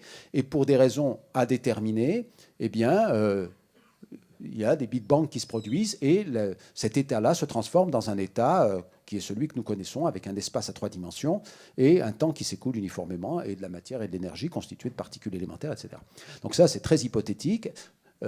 On n'est pas sûr d'arriver un jour au résultat, mais la science a été confrontée à plusieurs reprises à des périodes de crise, et ces périodes de crise ont été suivies par des révolutions scientifiques, et il y a peut-être dans la salle, parmi nos étudiants de l'école centrale, quelqu'un qui relèvera le défi et qui fera la petite contribution décisive qui permettra d'ouvrir un nouveau panorama et de comprendre ce qui s'est passé à ce moment-là. Mais ça reste important, et ce qui est sûr, c'est que il y a un état de la matière préexistant. Donc de même qu'on ne sait pas dire si l'univers est réellement infini, parce que c'est au-delà de la compréhension humaine, on ne peut pas dire non plus si l'univers est réellement éternel. C'est au-delà de notre horizon. C'est quelque chose qui est du domaine de la philosophie, mais en tout cas, on est capable de sonder l'univers assez loin et d'essayer de reconstituer son histoire avant même le Big Bang, à travers les théories dont je parlais tout à l'heure, pour unifier la relativité générale et la mécanique quantique. Bonsoir. Bonsoir. Je suis là. Voilà, juste oui, devant. oui, oui. Alors, je vous remercie vraiment pour cette présentation qui était passionnante, je pense. Je ne dois pas être la seule à le penser. Je vous remercie pour votre présence. Et j'ai une question qui touche au côté du réchauffement climatique. Je voudrais savoir si vous avez dit que en fait la nature par elle-même elle s'autorégule, c'est-à-dire que quand il y a une réaction inattendue dans l'atmosphère, les plantes réagissent, etc. Est-ce qu'on a assisté à cette autorégulation dans la dernière vingtaine d'années? Est-ce qu'il y a eu plus de plantes, moins? Est-ce qu'on devrait en planter plus? Voilà. Oui. Est-ce que c'est un phénomène observable à notre échelle? Oui, alors c'est une bonne question. Quand j'ai parlé de cela, je ne suis pas en train de faire du New Age, voilà, en disant la Terre est vivante, sauf de façon métaphorique. Hein. C'est quelque chose de tout à fait sérieux. C'est étudié par les gens qui travaillent sur l'histoire de la Terre, qu'on arrive à reconstituer maintenant avec un certain détail. On connaît les périodes de glaciation, quand la Terre est devenue une boule de neige, quand elle est devenue très chaude et donc proche de l'état de désert, etc. Donc tout ça est tout à fait sérieux. Les plantes ont été capables de faire cette régulation, et c'est elles qui ont permis de sortir la Terre de ces impasses à certains moments. Les plantes, mais aussi les organismes unicellulaires avant, hein, c'est-à-dire les algues bleues, etc., qui sont des organismes beaucoup moins complexes que les plantes que nous connaissons. Et effectivement, c'est quelque chose qui est possible. Il est certain, en tout cas, que l'augmentation du taux de gaz carbonique va provoquer une augmentation de la végétation. Le problème, c'est que le forçage que nous faisons, c'est un terme de physique, hein, la contrainte que nous appliquons sur la Terre est très forte. Hein. Nous rejetons du gaz carbonique à haute dose, très rapidement. Nous polluons l'eau, nous épuisons les ressources naturelles, etc. Nous avons un impact sur la biodiversité, c'est-à-dire sur les zones sauvages, qui est très important. Hein. Et c'est l'intensité et la rapidité de cette action qui est inquiétante, parce qu'on n'est pas sur une évolution lente, on est sur une évolution extrêmement rapide. Et c'est ça qui nous laisse penser que on risque d'avoir une période difficile avec l'élévation des niveaux des océans, etc., parce que le phénomène Terre ne peut pas s'adapter à une évolution aussi rapide. Alors, oui. C'est Bonsoir. la personne qui a le micro, de toute façon. Bonsoir. Oui. Voilà, donc moi je vais juste faire on va dire une relativité par rapport à des citations qui sont sur le Coran, des citations scientifiques. J'ai une question d'abord scientifique, si vous permettez. Vous avez parlé de la vie de la Terre. Ça veut dire il y a eu une période où la Terre a été complètement glacée, on va dire, et où elle était morte, on va dire. Elle était vivante à un certain moment et puis après, elle était morte. Est-ce que actuellement, les scientifiques, est-ce qu'on peut déterminer combien de fois ça s'est produit? Donc ça, c'est pour la première question, d'accord? Parce que même dans le Coran, je sais que au niveau de la première sourate al-Baqarah, voilà, donc on dit وَمَا أَنزَلَ اللَّهُ مِنَ السَّمَاءِ مِنْ مَاءٍ فَأَحْيَا بِهِ الْأَرْضَ بَعْدَ مَوْتِهَا. Ça veut dire que voilà, donc l'eau, déjà on peut dire, moi je suis scientifique, je suis biochimiste à la base, donc voilà. Ça veut dire que vous avez parlé de planètes tout à l'heure qui une planète d'eau, une planète complètement faite d'eau, de forme liquide ou forme glaciale. Donc il paraît même que l'eau, on va dire comment elle s'est produite, c'est que l'arrivée de l'eau sur Terre, elle est venue à travers ces planètes-là. Enfin, bon, je suis pas une experte, mais voilà.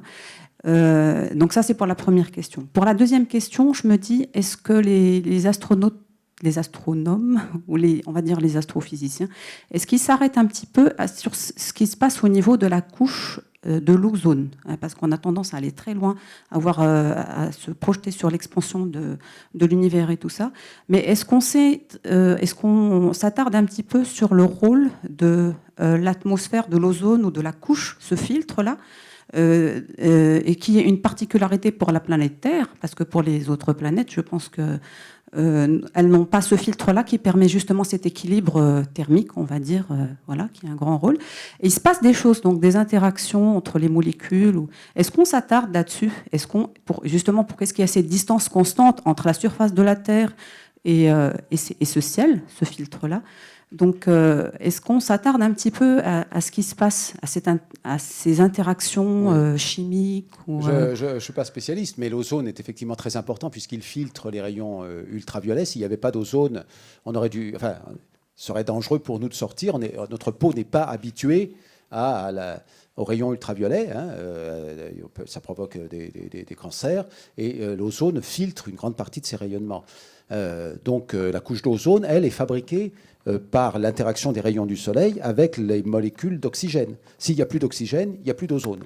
Or, l'oxygène, comme je l'ai dit, est fabriqué lui, par les plantes. Donc c'est toute une chaîne. Là encore, c'est une illustration du fait que la planète est en quelque sorte conduite dans son évolution par la vie des microbes qui sont dans les océans, des petites plantes, des planctons, et par la vie des plantes plus évoluées qui sont sur la Terre.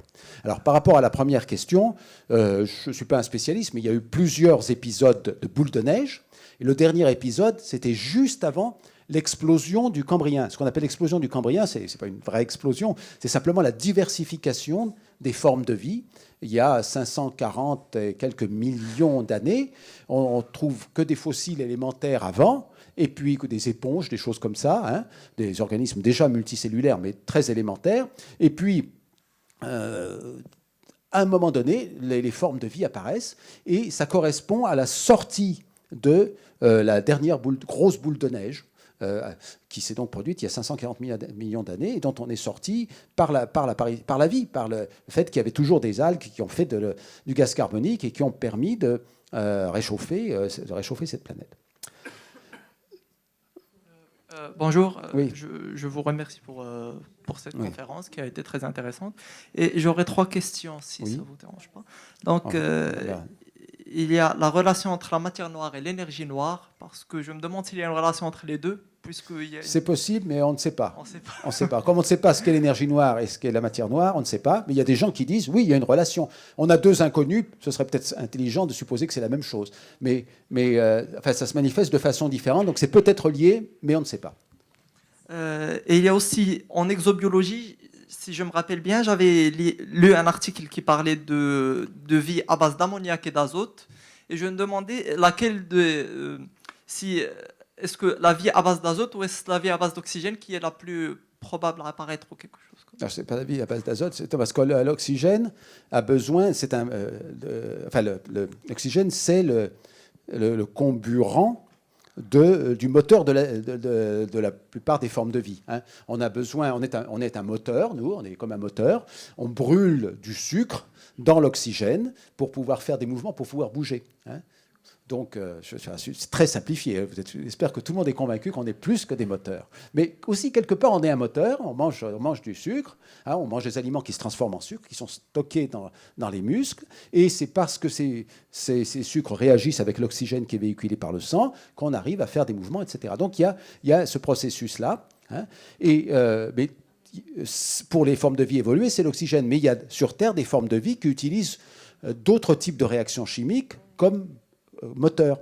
Par exemple, des vies à base de soufre. Dans les sources thermales profondes, à 4000 mètres de profondeur, il n'y a pas d'oxygène. Donc les formes de vie utilisent d'autres molécules pour brûler leur sucre, entre guillemets. Ils utilisent le soufre, qui a les mêmes propriétés chimiques que l'oxygène, plus ou moins. Et la question qui se pose, c'est de savoir quelles ont été les formes de vie les plus primitives. Est-ce que la vie est apparue dans les profondeurs et puis après elle est remontée à la surface? Au contraire, est-ce qu'elle était à la surface et qu'elle est descendue dans les profondeurs? Donc ça, ce sont des questions qui restent sans réponse pour l'instant.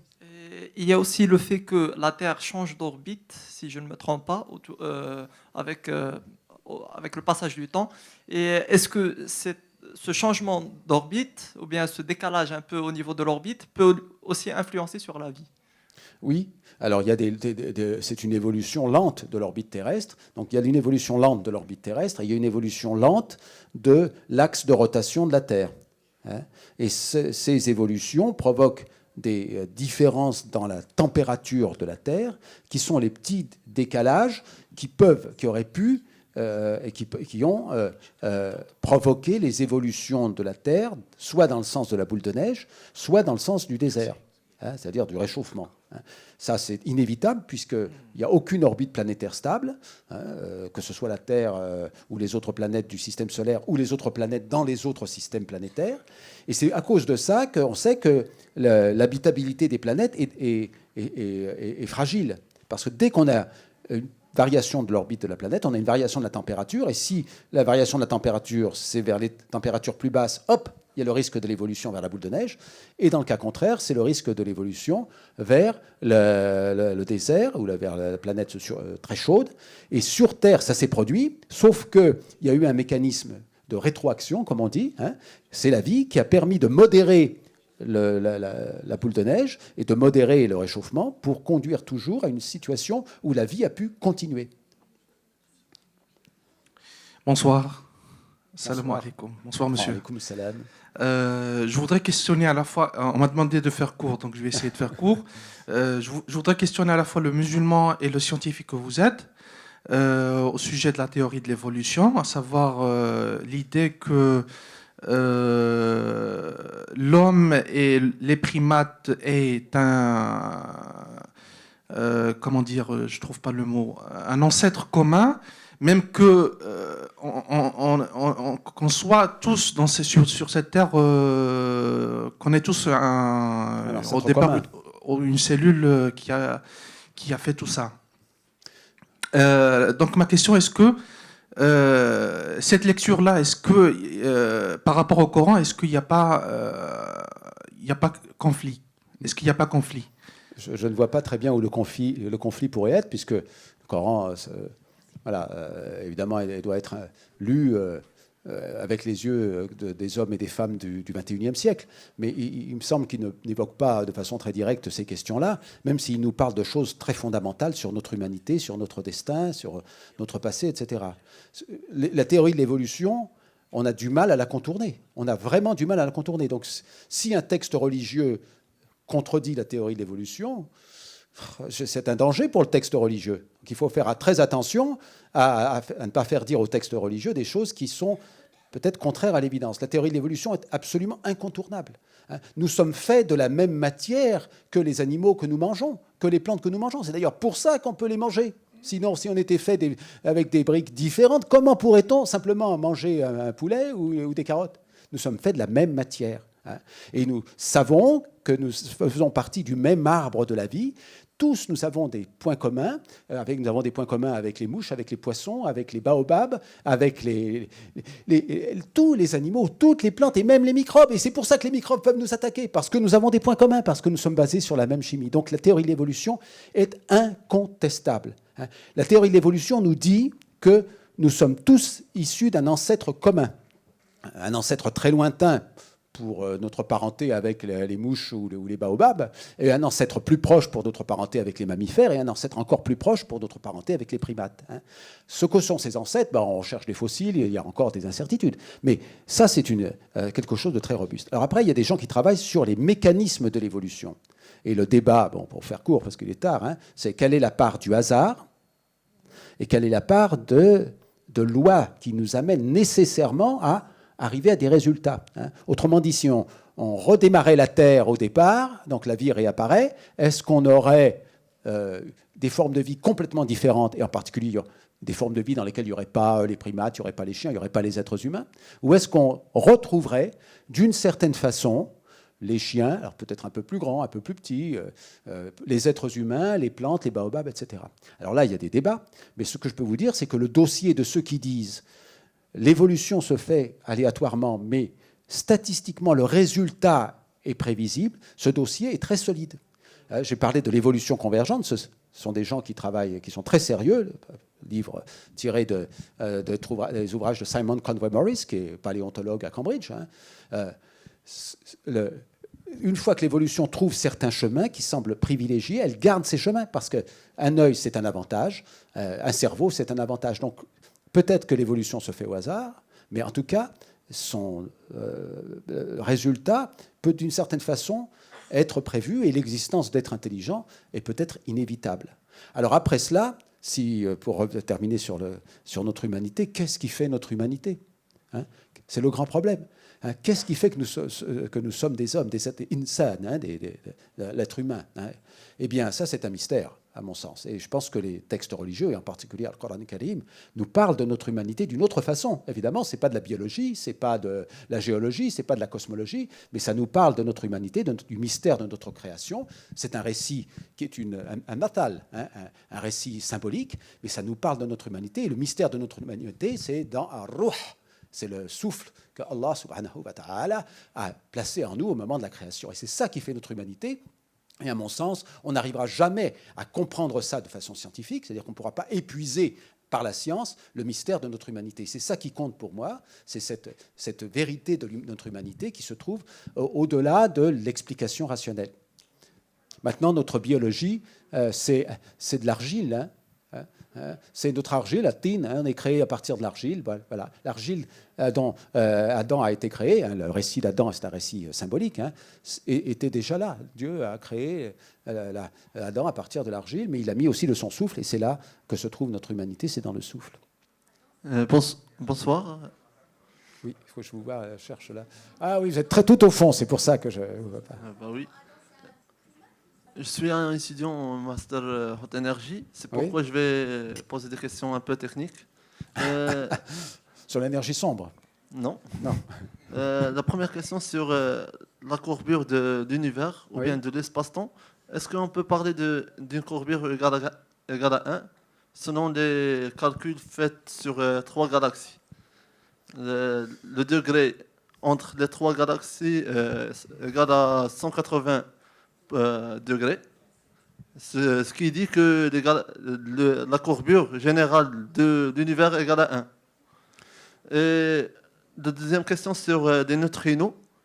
Est-ce, en étudiant les neutrinos, on peut savoir l'histoire de l'univers en exact? La troisième question sur les gravitons. Est-ce que, en étudiant les gravitons, on peut savoir comment la force gravitationnelle agit? Merci. Merci de ces questions très techniques. Je vois que vous êtes un spécialiste aussi. Alors, l'espace-temps est courbé. Qu'est-ce que ça veut dire? Ça veut dire que des expériences de géométrie vont nous donner des réponses qui ne sont pas celles auxquelles on s'attend après nos études sur les bancs de l'école primaire. Il se trouve que quand on mesure la courbure de l'espace actuellement, on trouve que un résultat où la courbure est nulle. L'espace-temps est plat. Donc c'est quelque chose qui est assez mystérieux. Et on aimerait bien comprendre pourquoi. Et là, une des explications, c'est cette fameuse inflation. La courbure au départ était pas plate du tout, mais enfin était pas nulle, mais l'espace s'est dilaté très vite, et donc ça a aplati la courbure, et c'est pour ça qu'actuellement on observe un espace qui a une courbure nulle. Ça, c'est la première explication. La deuxième explication à propos des neutrinos, sans entrer trop dans les détails, il y a une énigme actuellement, c'est pourquoi il y a autant de l'univers est composé de matière.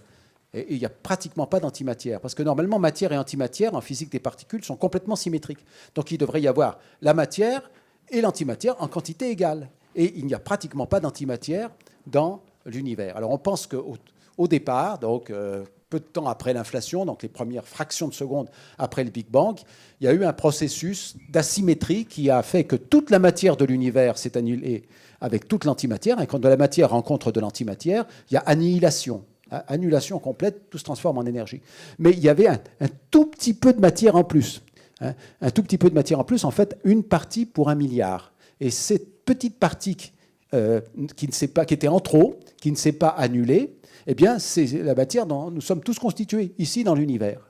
Et la raison pour laquelle cette matière ne s'est pas annulée, pourquoi il y avait un petit excès de matière par rapport à l'antimatière, cette raison-là est liée à la physique des neutrinos.